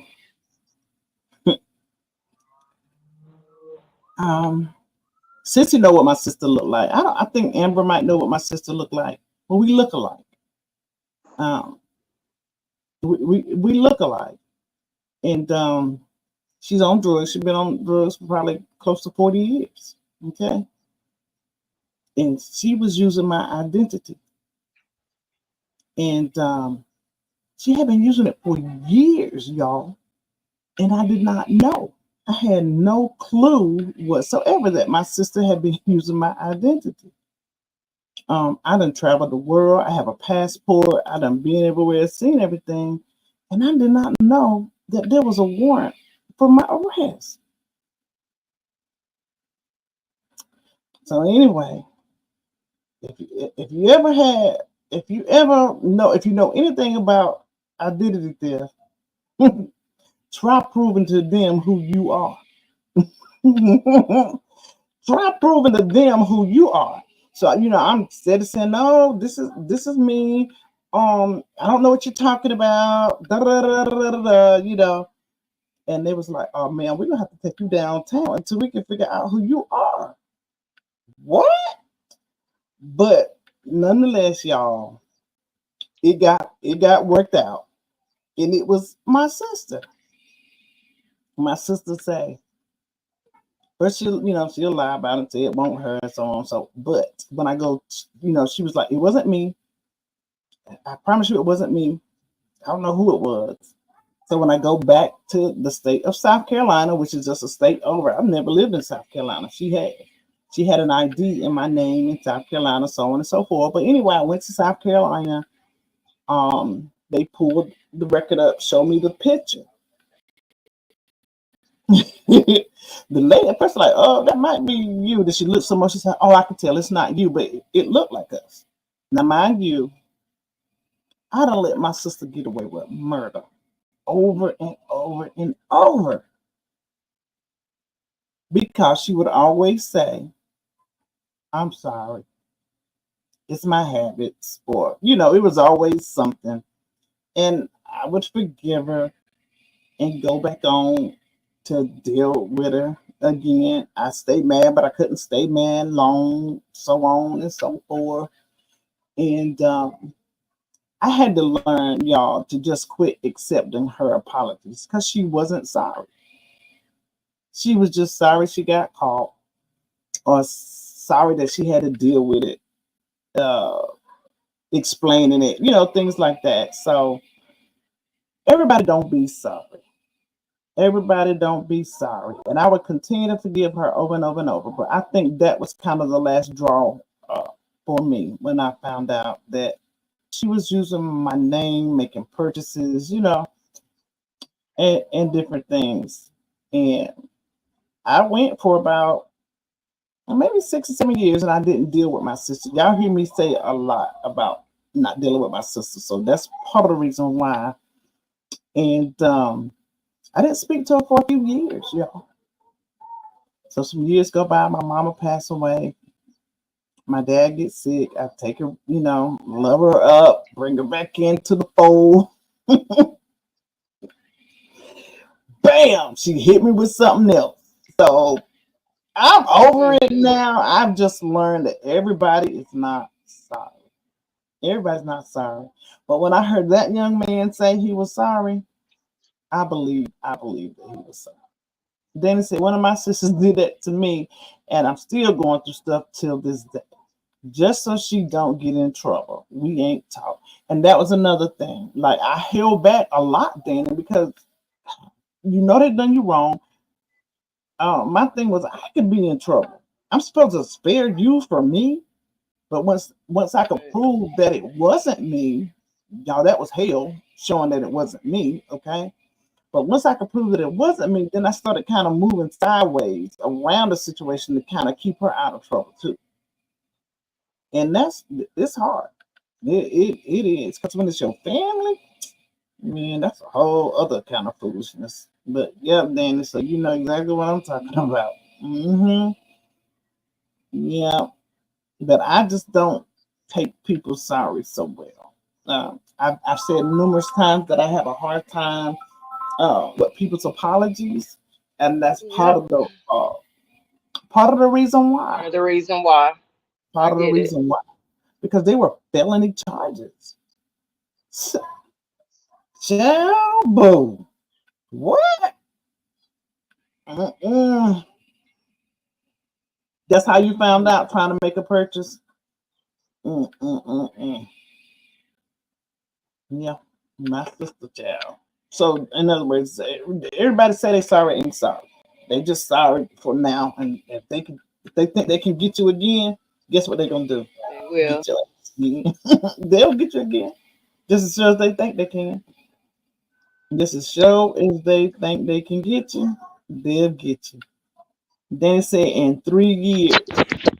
Yeah, and it takes a while. It takes a lot of work and effort, Danny, to kind of get yourself clear of this. But I have paperwork that I have to carry with me. I'm supposed to carry it. I ain't carried it in years because she swear to God, that's it. It was like 8 different things she had.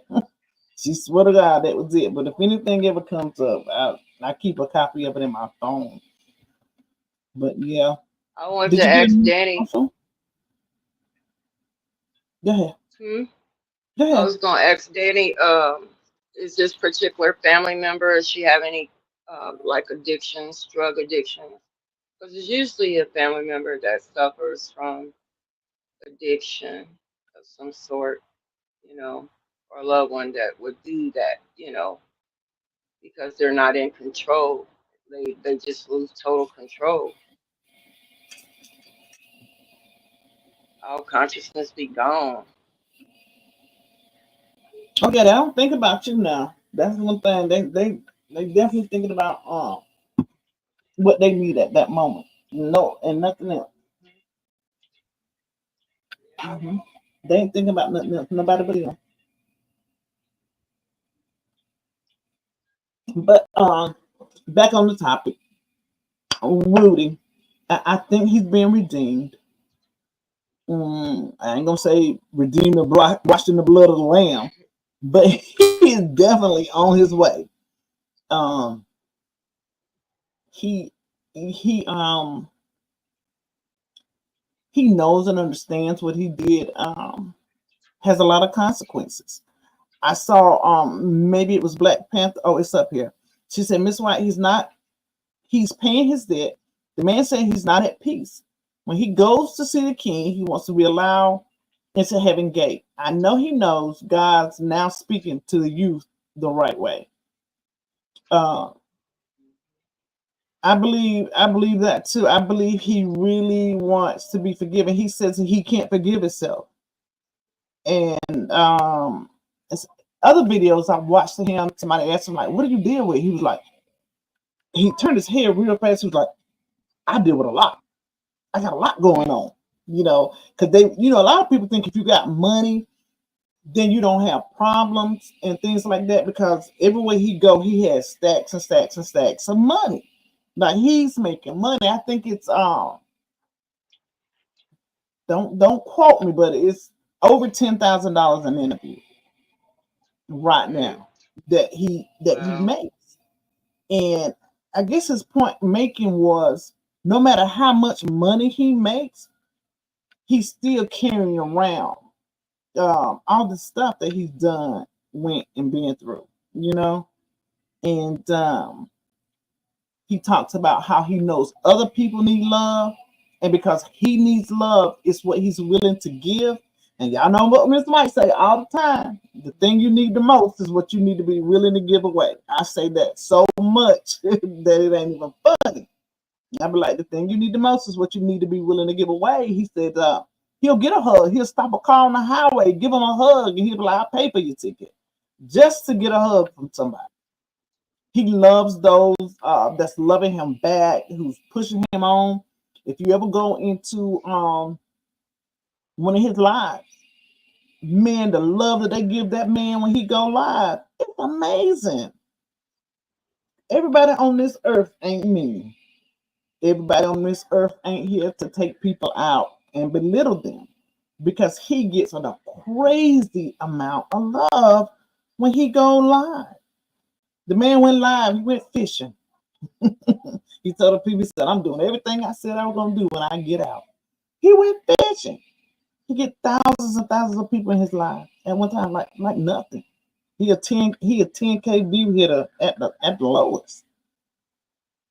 I love that people, it kind of like restores a little bit of faith in humanity, because people were not going in his life because of who he was and what he was capable of doing in the past, but the evolution or the change to be a better person, to be a better human being, to be a better servant, And so it's like, I don't get it. So some of the people, the reason we came to this sector or came, to YouTube, like, people don't get it. If they would just really be sincere about change, like, they think they're doing something by doing the evil. Man, if you stop doing evil and wickedness, just it's a whole nother blessing waiting for you on the other side. Like, and you just throw it away. Throw it away. Yeah. They want to stay the same. Yeah. Sad. I think he's a poster child for redemption. I really, really do. He also knows and understands that he still got to pay for those things that he's done before. And just because he went and did a few little years in prison, don't mean it's gonna go away. Right. And he also said to them, don't think that you can go out there and do what I did and get away with it, because your outcome is not going to be what mine is. God had different plans for me. Mm-hmm. He speaks on that. I watched the interview, man. He talked about how he was in special security in prison, and they put him in this one room he got 1 hour a day out, and how his mind just wasn't right. He said he'll never go back. And what I do think that he did when he was on trial, when he was testifying in that trial, he was strategic. He got the immunity, and then he gave it a runaround. He didn't give no solid answers. Everything was, I can't recall. I don't Pleaded the recall. fifth. I think so. Maybe. It was one that tickled me so bad. They asked him something about Young Thug, and he looked across the courtroom. He said, Young Thug, would you marry Rich Homie Quan? He said, they say, you can't address him. He was like, okay. But yeah, I think that once he got that immunity, he gave them the runaround. He gave them half-ass answers, and nothing solid enough to really stick to anything. That's just my perspective. I could be wrong, but that's what I think that he did, because none of us were there. None of us knew. But the more you listen to him talk, a lot of the things he did out of what he thought was love. He took to those people as his family. It was one thing I saw that he said it didn't matter if they came, if they called, he came. When they called, he showed up. He didn't ask no questions because he felt like they loved him. And he realized one day that they were putting money in his pockets to do these things, but the money that they were putting in his pockets did not equate to what he's now learned how to make on his own. That he's learned how to make on his Whole own. nother ball game. Yeah. So I think, just longing for love. I watched the interview. He has 10 of them, siblings, sisters and brothers. It's 10 of them. He said out of all 10 of those siblings, that's what he called Thug and his brother. He did. He said out of all 10 of those siblings, none of them get along. The 10 kids don't get along, but however, he's supposed to be the badass, should I say, but he's the mediator for them all. He's the mediator for them all. And that man has a calling on his life that he just doesn't understand. I think whoever that pastor is, I would like to shake his hand. I would like to shake his hand because they're talking about how that pastor get out there in the trenches, baby. And he took Woody, his name Kenneth Copeland, y'all. He took Woody in under his wing, and he loved on that man, and he showed him that there's different kinds of love. He showed him like an agape love, and that I'm a messenger, and I can show you another way to get love and still be positive. And I think that's big. I think that's big. I just love. He said, "Look, the man spoke up for me at my sentencing. He visited me in jail. He was there when I got out. He made sure I had work and money in my pocket."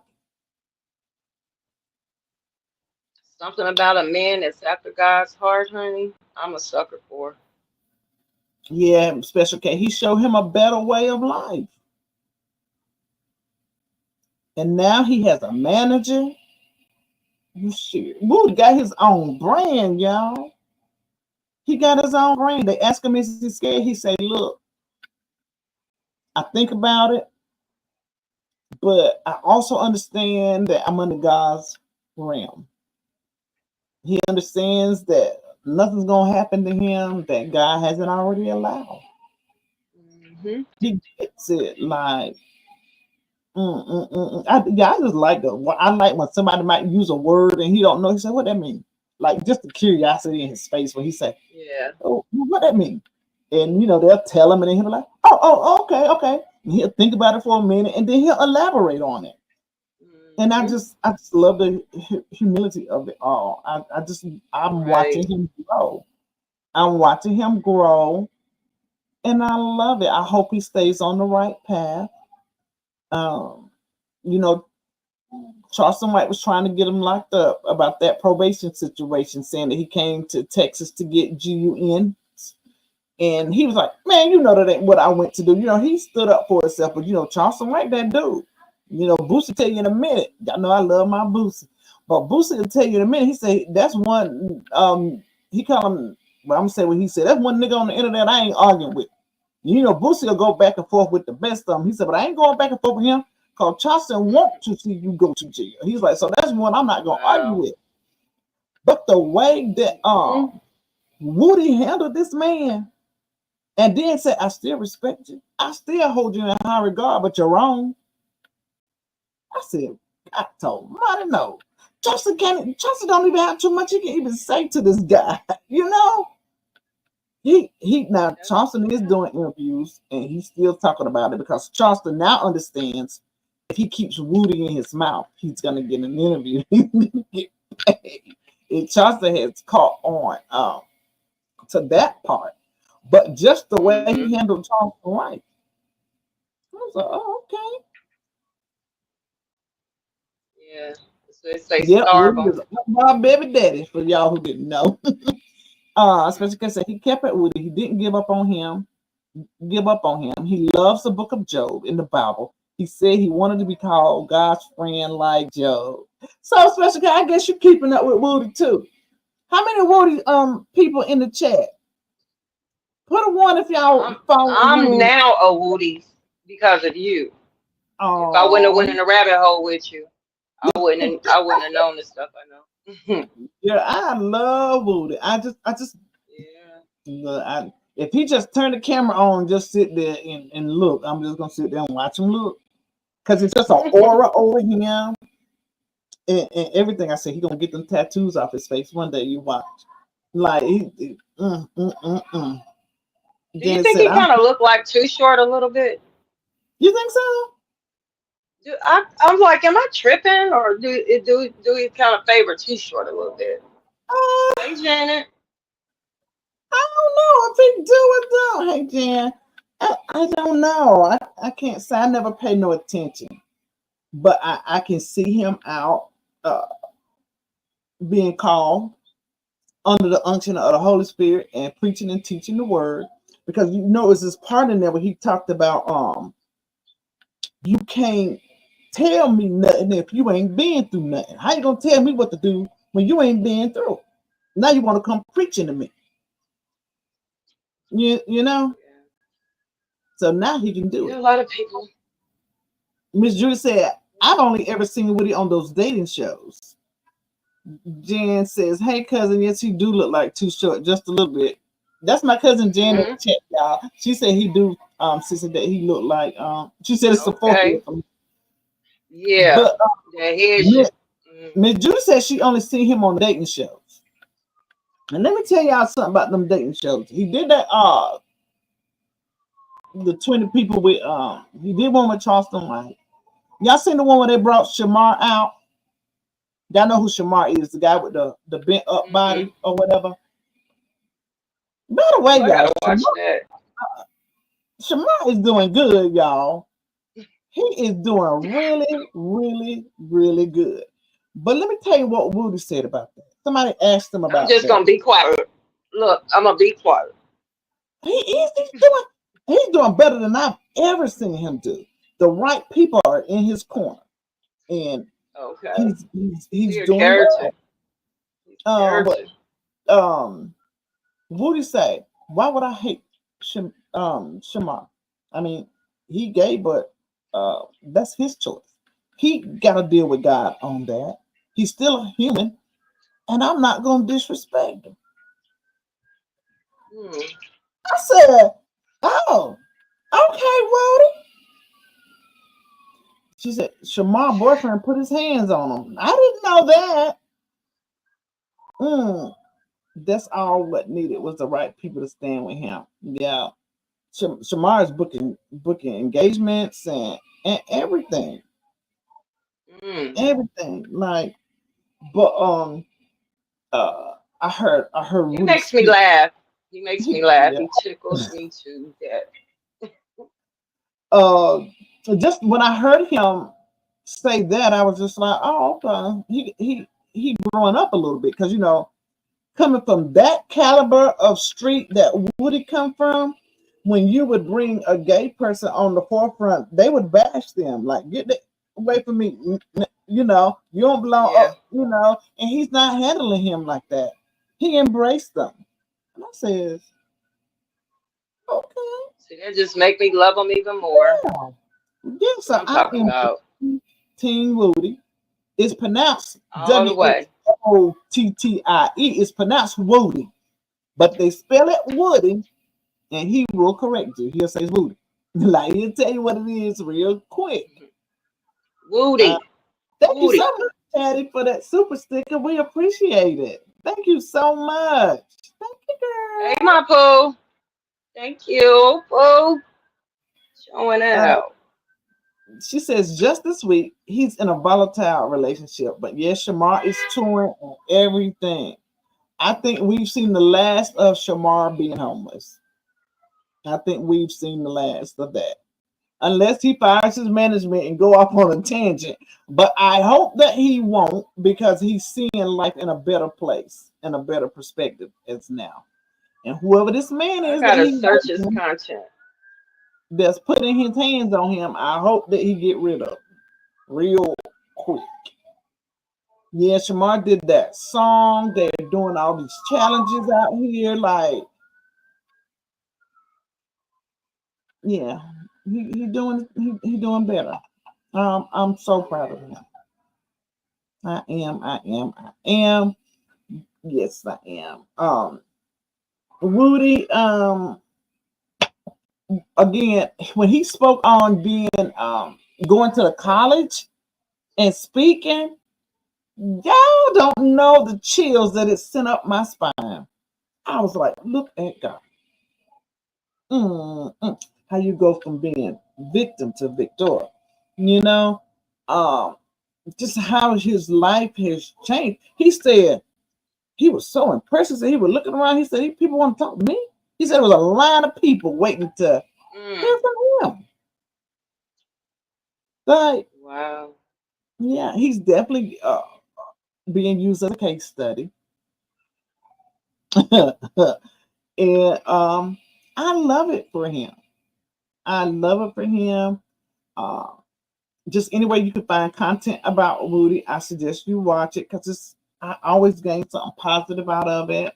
He talks about how he helps his family, the community, put nets up in the neighborhood where the little boys ain't got to just shoot through the hoop anymore. They can hear the swoosh, little small We things. got Facebook, Instagram, and YouTube, right? Got all three platforms. Where are you watching on? YouTube. On Instagram. Mm-hmm. Okay. But I'm sure he got good management, so I'm sure he's on all outlets. I'm sure he's on Woody versus Woody. Like, he only Woody versus Woody. And I seen him doing an interview. Like, he has a team. Everywhere he go, he has a team.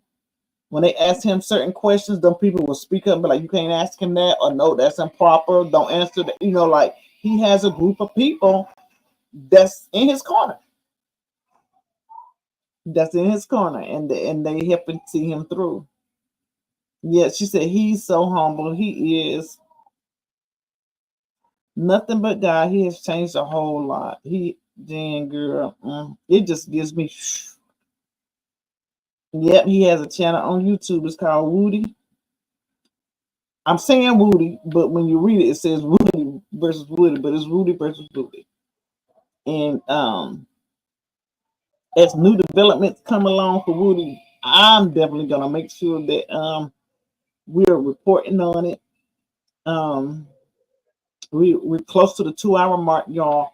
And I want to let y'all hear something real quick if I can find it. If I can't find it, I'm not. But I would love for this to be our next topic.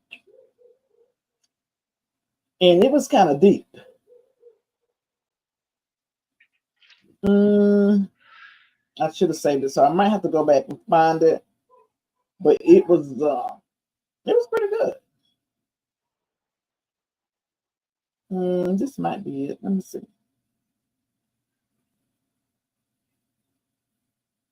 I just watched it. I have to go back and look for it.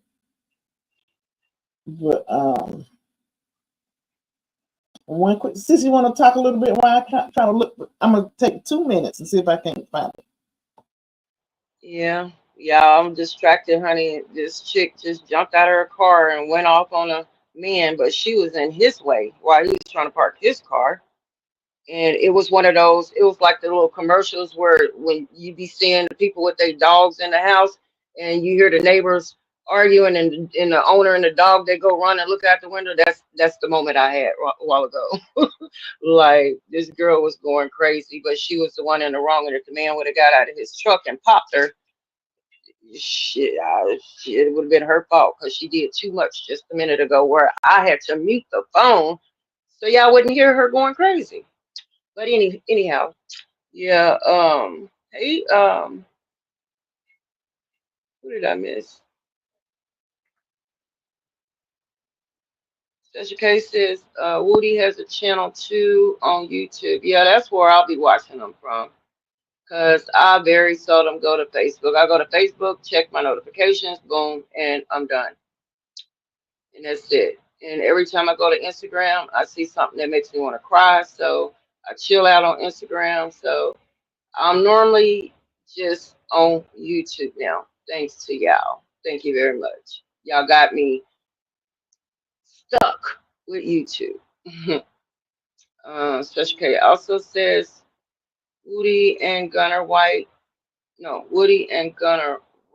a lot of these rappers' lyrics.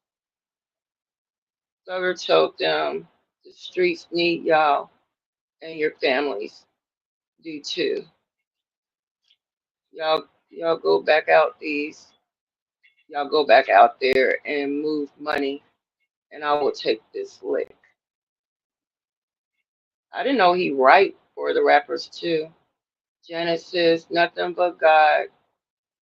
He has changed a whole lot. My Pooh speaking to everybody. Yeah, he's humble. I love a humble man, Special K. I love a humble man, a meek man, a man after God's heart. You ain't got to be perfect, but just to know that you are in love with God and that you chasing to do right every day, you know, to please and satisfy our Creator, like that. That's the kind of man I'm attracted to. So I want to thank you, ladies, again for these super stickers. Everyone who sent us super stickers. So you guys know the baby shower was last Sunday. I posted some pictures on my personal YouTube page of my daughter. And yesterday I was a little worried. Her body is starting to shift. Like she took 2 Tylenols and she said she was in so much pain. And you know, I was doing a little research, and I think it's just basically her spine shifting because the baby is dropping further down in her pelvic area. And she goes weekly ultrasound. She had a non-stress test the other day, and everything checked out okay. But I'm just surprised that they don't check her physically. They just normally just do the ultrasounds and check her. But I told her the next time she goes, insist that they check her. I don't think she gonna make it. I'm praying she make it till November because we've got to get her moved at the end of the month. So I'm praying she makes it till November. Praying, but I don't know at this point. But I'm excited, y'all. The baby shower turned out nice, and I haven't been live on my own channel to thank Chatty.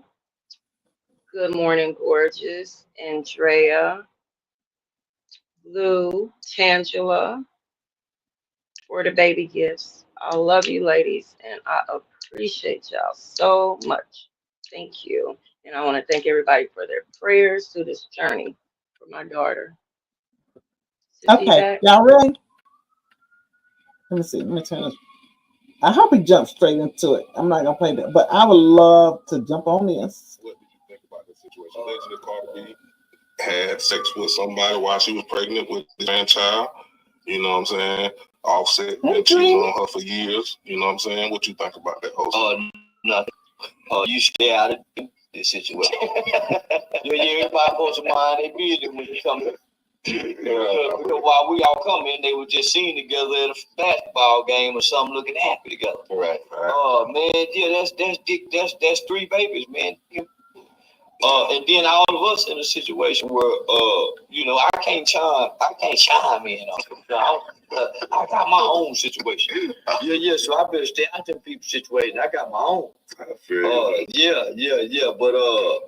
But man, what a woman do with her ain't supposed to be in the man's business.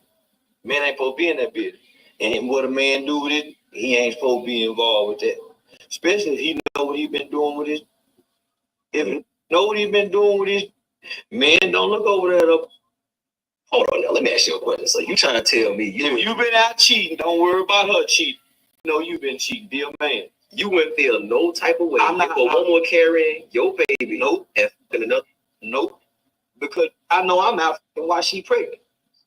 What's the difference? What's the difference? Because while you out and while you, let's just be real, fella. While you out and while your woman pregnant, at some point you come back and your woman, don't you? Of course. Every spirit that God you just imparted and departed into your woman. Mm. Every demon, every wild thought, every trauma, you go back and take that and lay that with your woman. So what's the difference? And your baby too now. Because sex is a spiritual thing. You transfer spirits. So y'all lay down and exchange spirits. So a molester spirit, the abusive, all those spirits that you go take it home to your woman and leave it with her, with your baby. So now while your baby trying to develop and nurture into that womb, you done put these spirits in this baby. So now these spirits is attached to this baby, waiting for this baby to be born while you try to change your life. And now this baby got to battle these spirits that you done left in the womb, because the womb is sacred, especially when the baby in it. So you're not withstanding yourself from other women while she pregnant.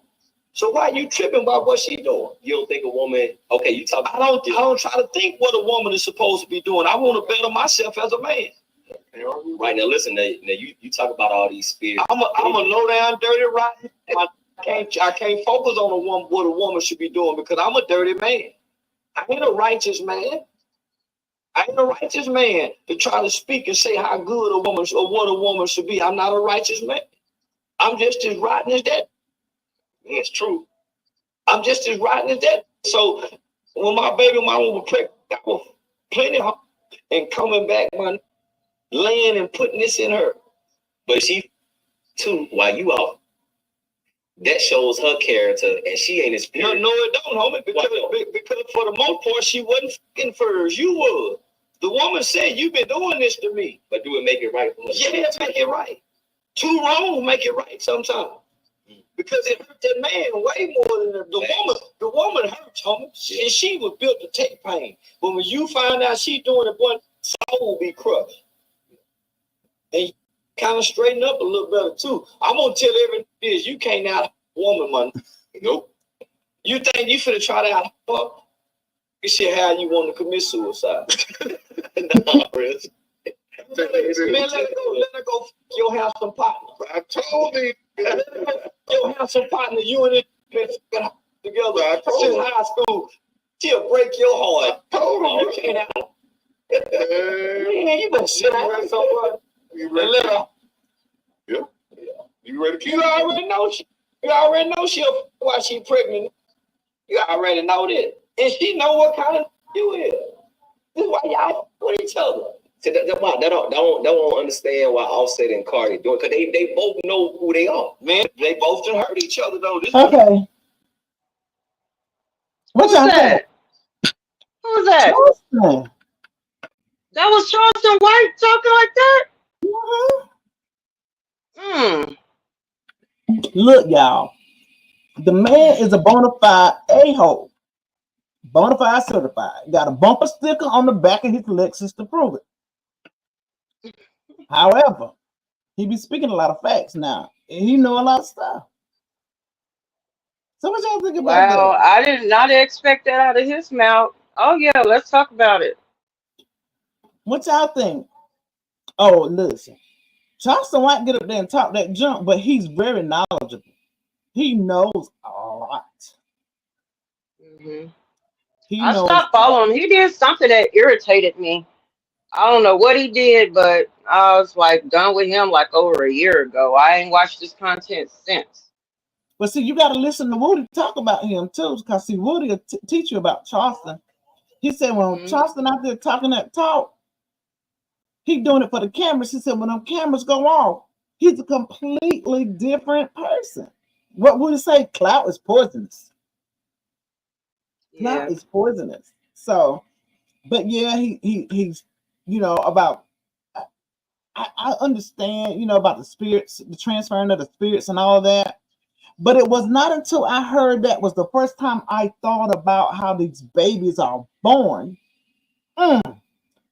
With all these struggles and problems that we don't even know where they came from. Right. That makes a lot of sense. Yeah. I was like, oh wow, that's deep. That was really, really That deep. was very deep. Yeah. Janet says, oh my God, yes, he's right. I believe the spirits. Oh no, a lot of people doesn't know about these spirits. Oh my gosh, he has spoken the truth about those spirits. We got to dig deep into this one. Yes, Dreamy Girl says he was speaking facts. Then he said he is literally a smart ass, like literally in every sense of the word. He's too smart for his own thing going good. But Charleston doesn't learn. He knows and understands to get out there and get a good storyline going on the internet to get him some money. The men ask him, they ask him something. He's like, oh no, not me. I ain't doing that. I'm married. he said, I'm married. And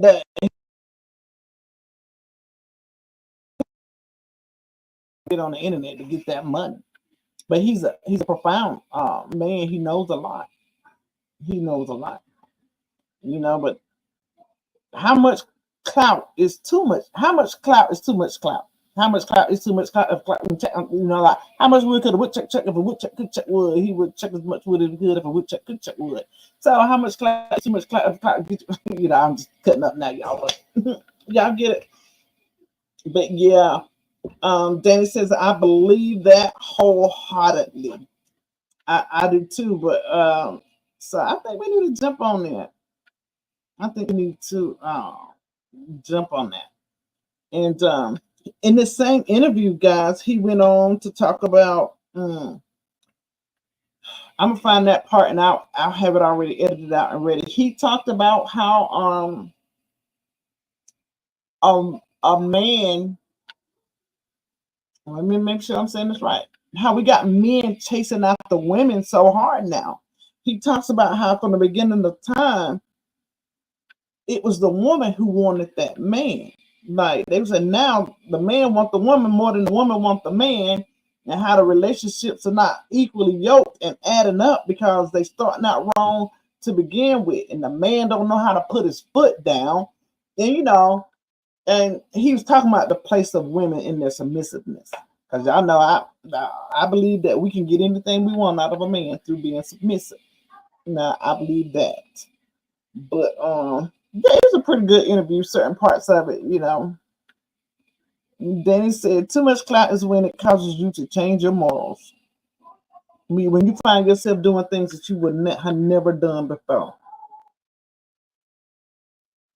She said you said that so fast like an auctioneer.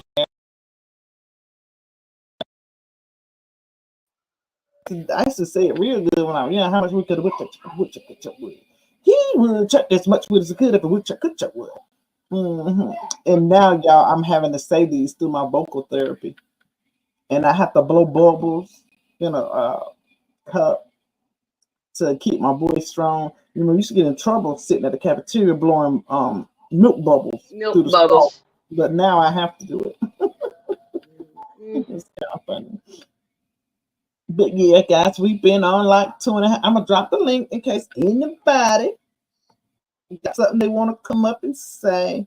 Nobody never comes up, but I'm gonna drop the link anyway because it might be somebody out there that got something to say.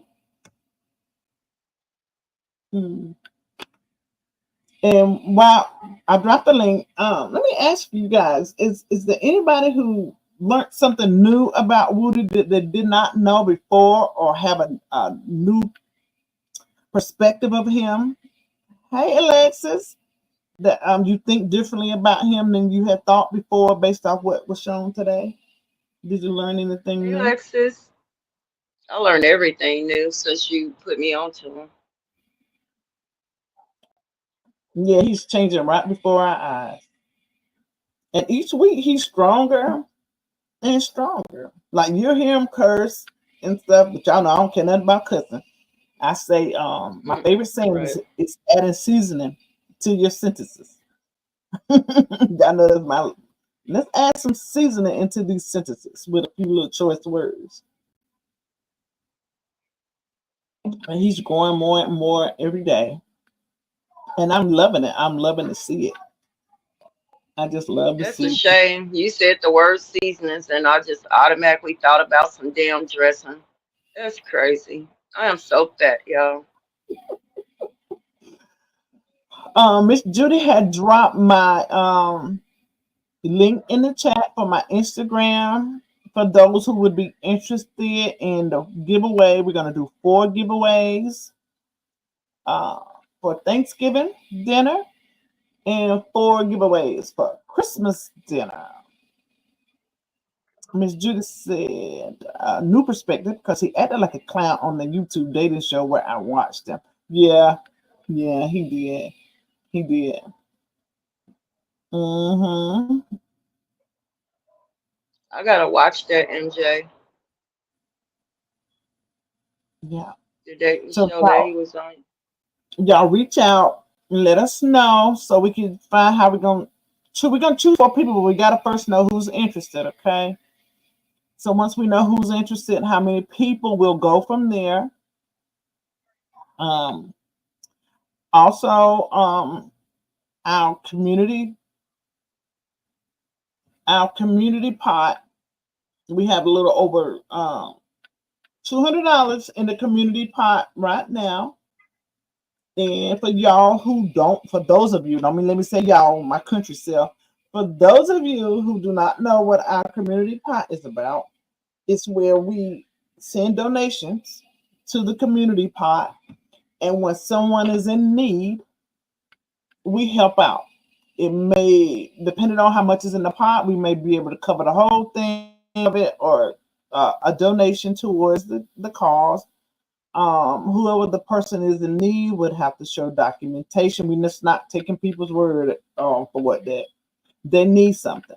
So again, the thing you need the most is what you should be willing to give away because you never know when it's going to be your turn that you're in need. And we keep a record of those who donate into the community pot, and we're asking that you all join the memberships for that as well.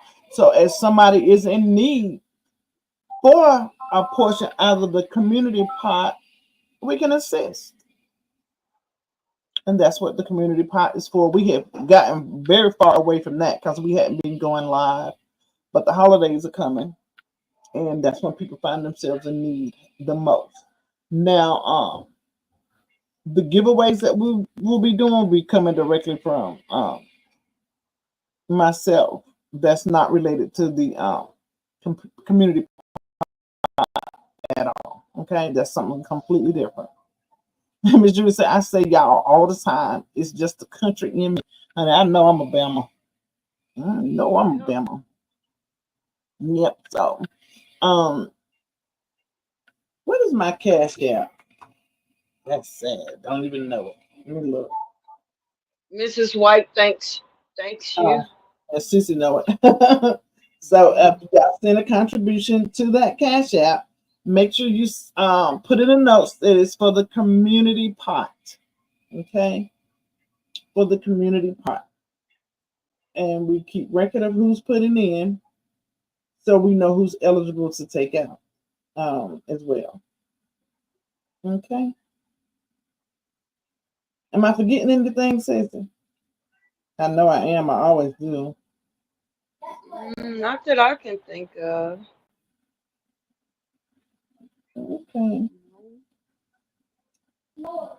I love y'all, and we appreciate you joining us. That And means a don't forget, lot we to do offer me. memberships, guys.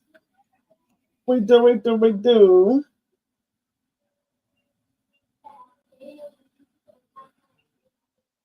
Okay. Well,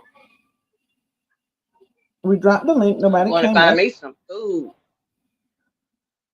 She said, I took my babysitter's country town. I lost it. Where'd it go? I took my babysitter's country town. She was from Mississippi. And I, quick letter I. Something I don't know. Robin said, great live, ladies. Thank you so much. We appreciate it, Miss Thank you, Robin. babe. We're Thank going to you, get Miss another live Robin, in too. over the weekend, guys. We're going to get another live in over the weekend. And what I said, we love y'all too. We definitely love y'all. We appreciate y'all too. I do. So, I think I covered everything we were supposed to. We talked about the food giveaways for the holiday. We talked about the community wall. We talked about what we're going to talk about on our next live. And I know I'm forgetting something. As usual, it never fails. But I don't know how many of y'all go to church, but y'all know in the old church they used to say, if all hearts and minds are clear. Thank you for that membership, Miss Robin. Oh, I ain't heard that in a while. Appreciate it. Y'all know in church when they say, if all hearts and minds are clear. They almost say, until we meet again. Hearts and minds are clear until we meet again. What's another they say? Same bat time, same bat station.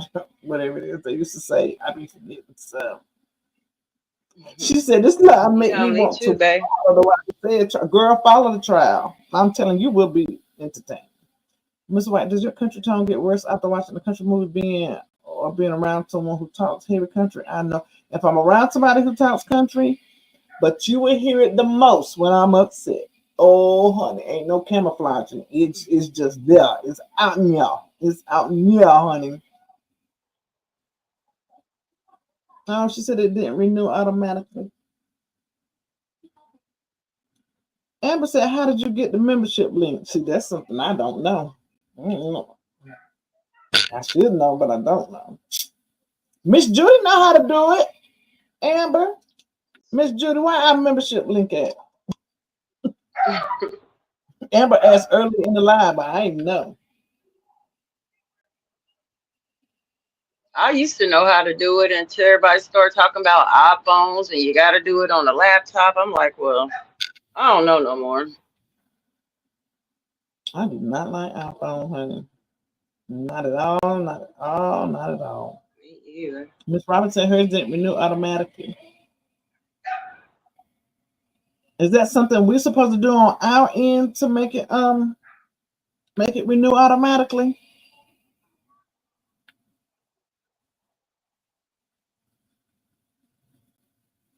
Robin said she just clicked on a $sign beside the comments, right?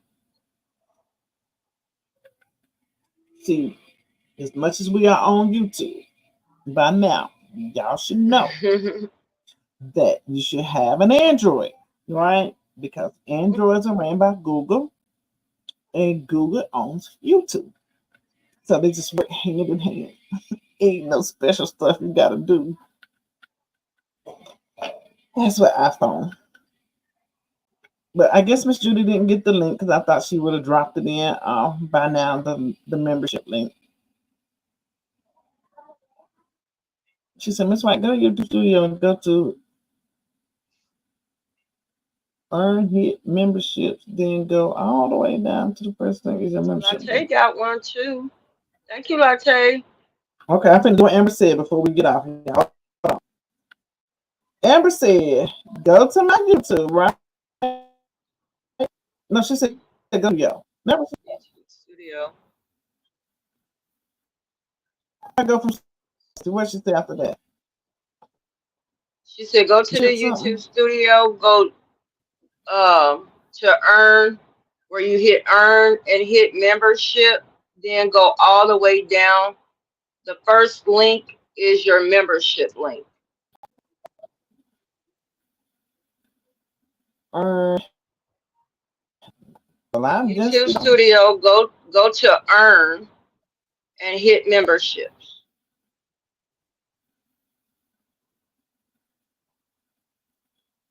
where the link at?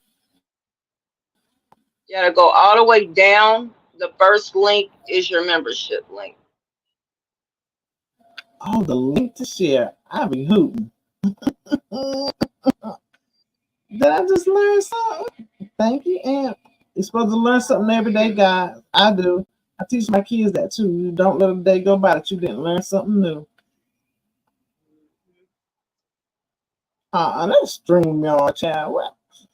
Hold on. Let me go back. Maybe I'm tripping. Bam.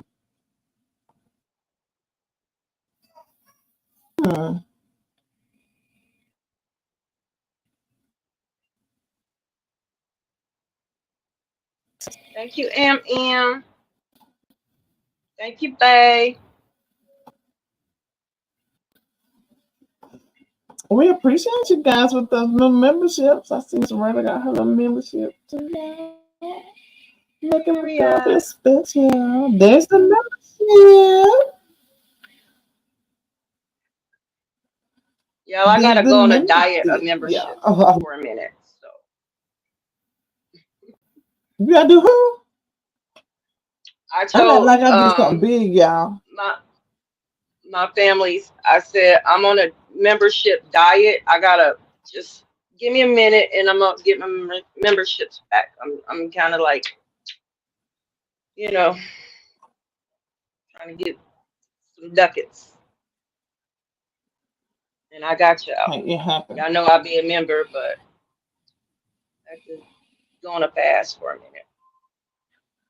They go another new member and another new member, and you know, Miss Gigi.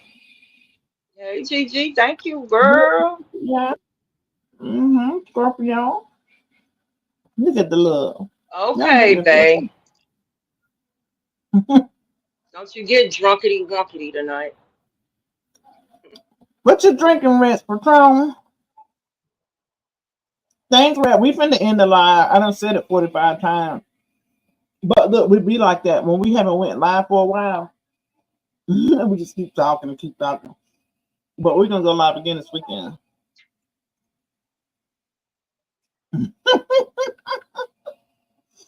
Listen to Latte said, this memberships may keep my weight at control. I won't have so much money to go out to eat and gain more weight. No, that's a thought. Patreon margaritas. Yeah, Patron margaritas. We got 700. We need 300 more to get 1,000. Thank you. You did, Miss Robin. Thank you, girl. I told you I'll give thank you, Robin. Thank you, Gigi. Okay, babe, go. Just make sure you bent at home.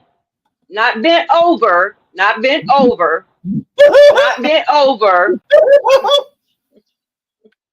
That tickled me. Ain't nothing wrong, Rex, for being bent over. You old enough.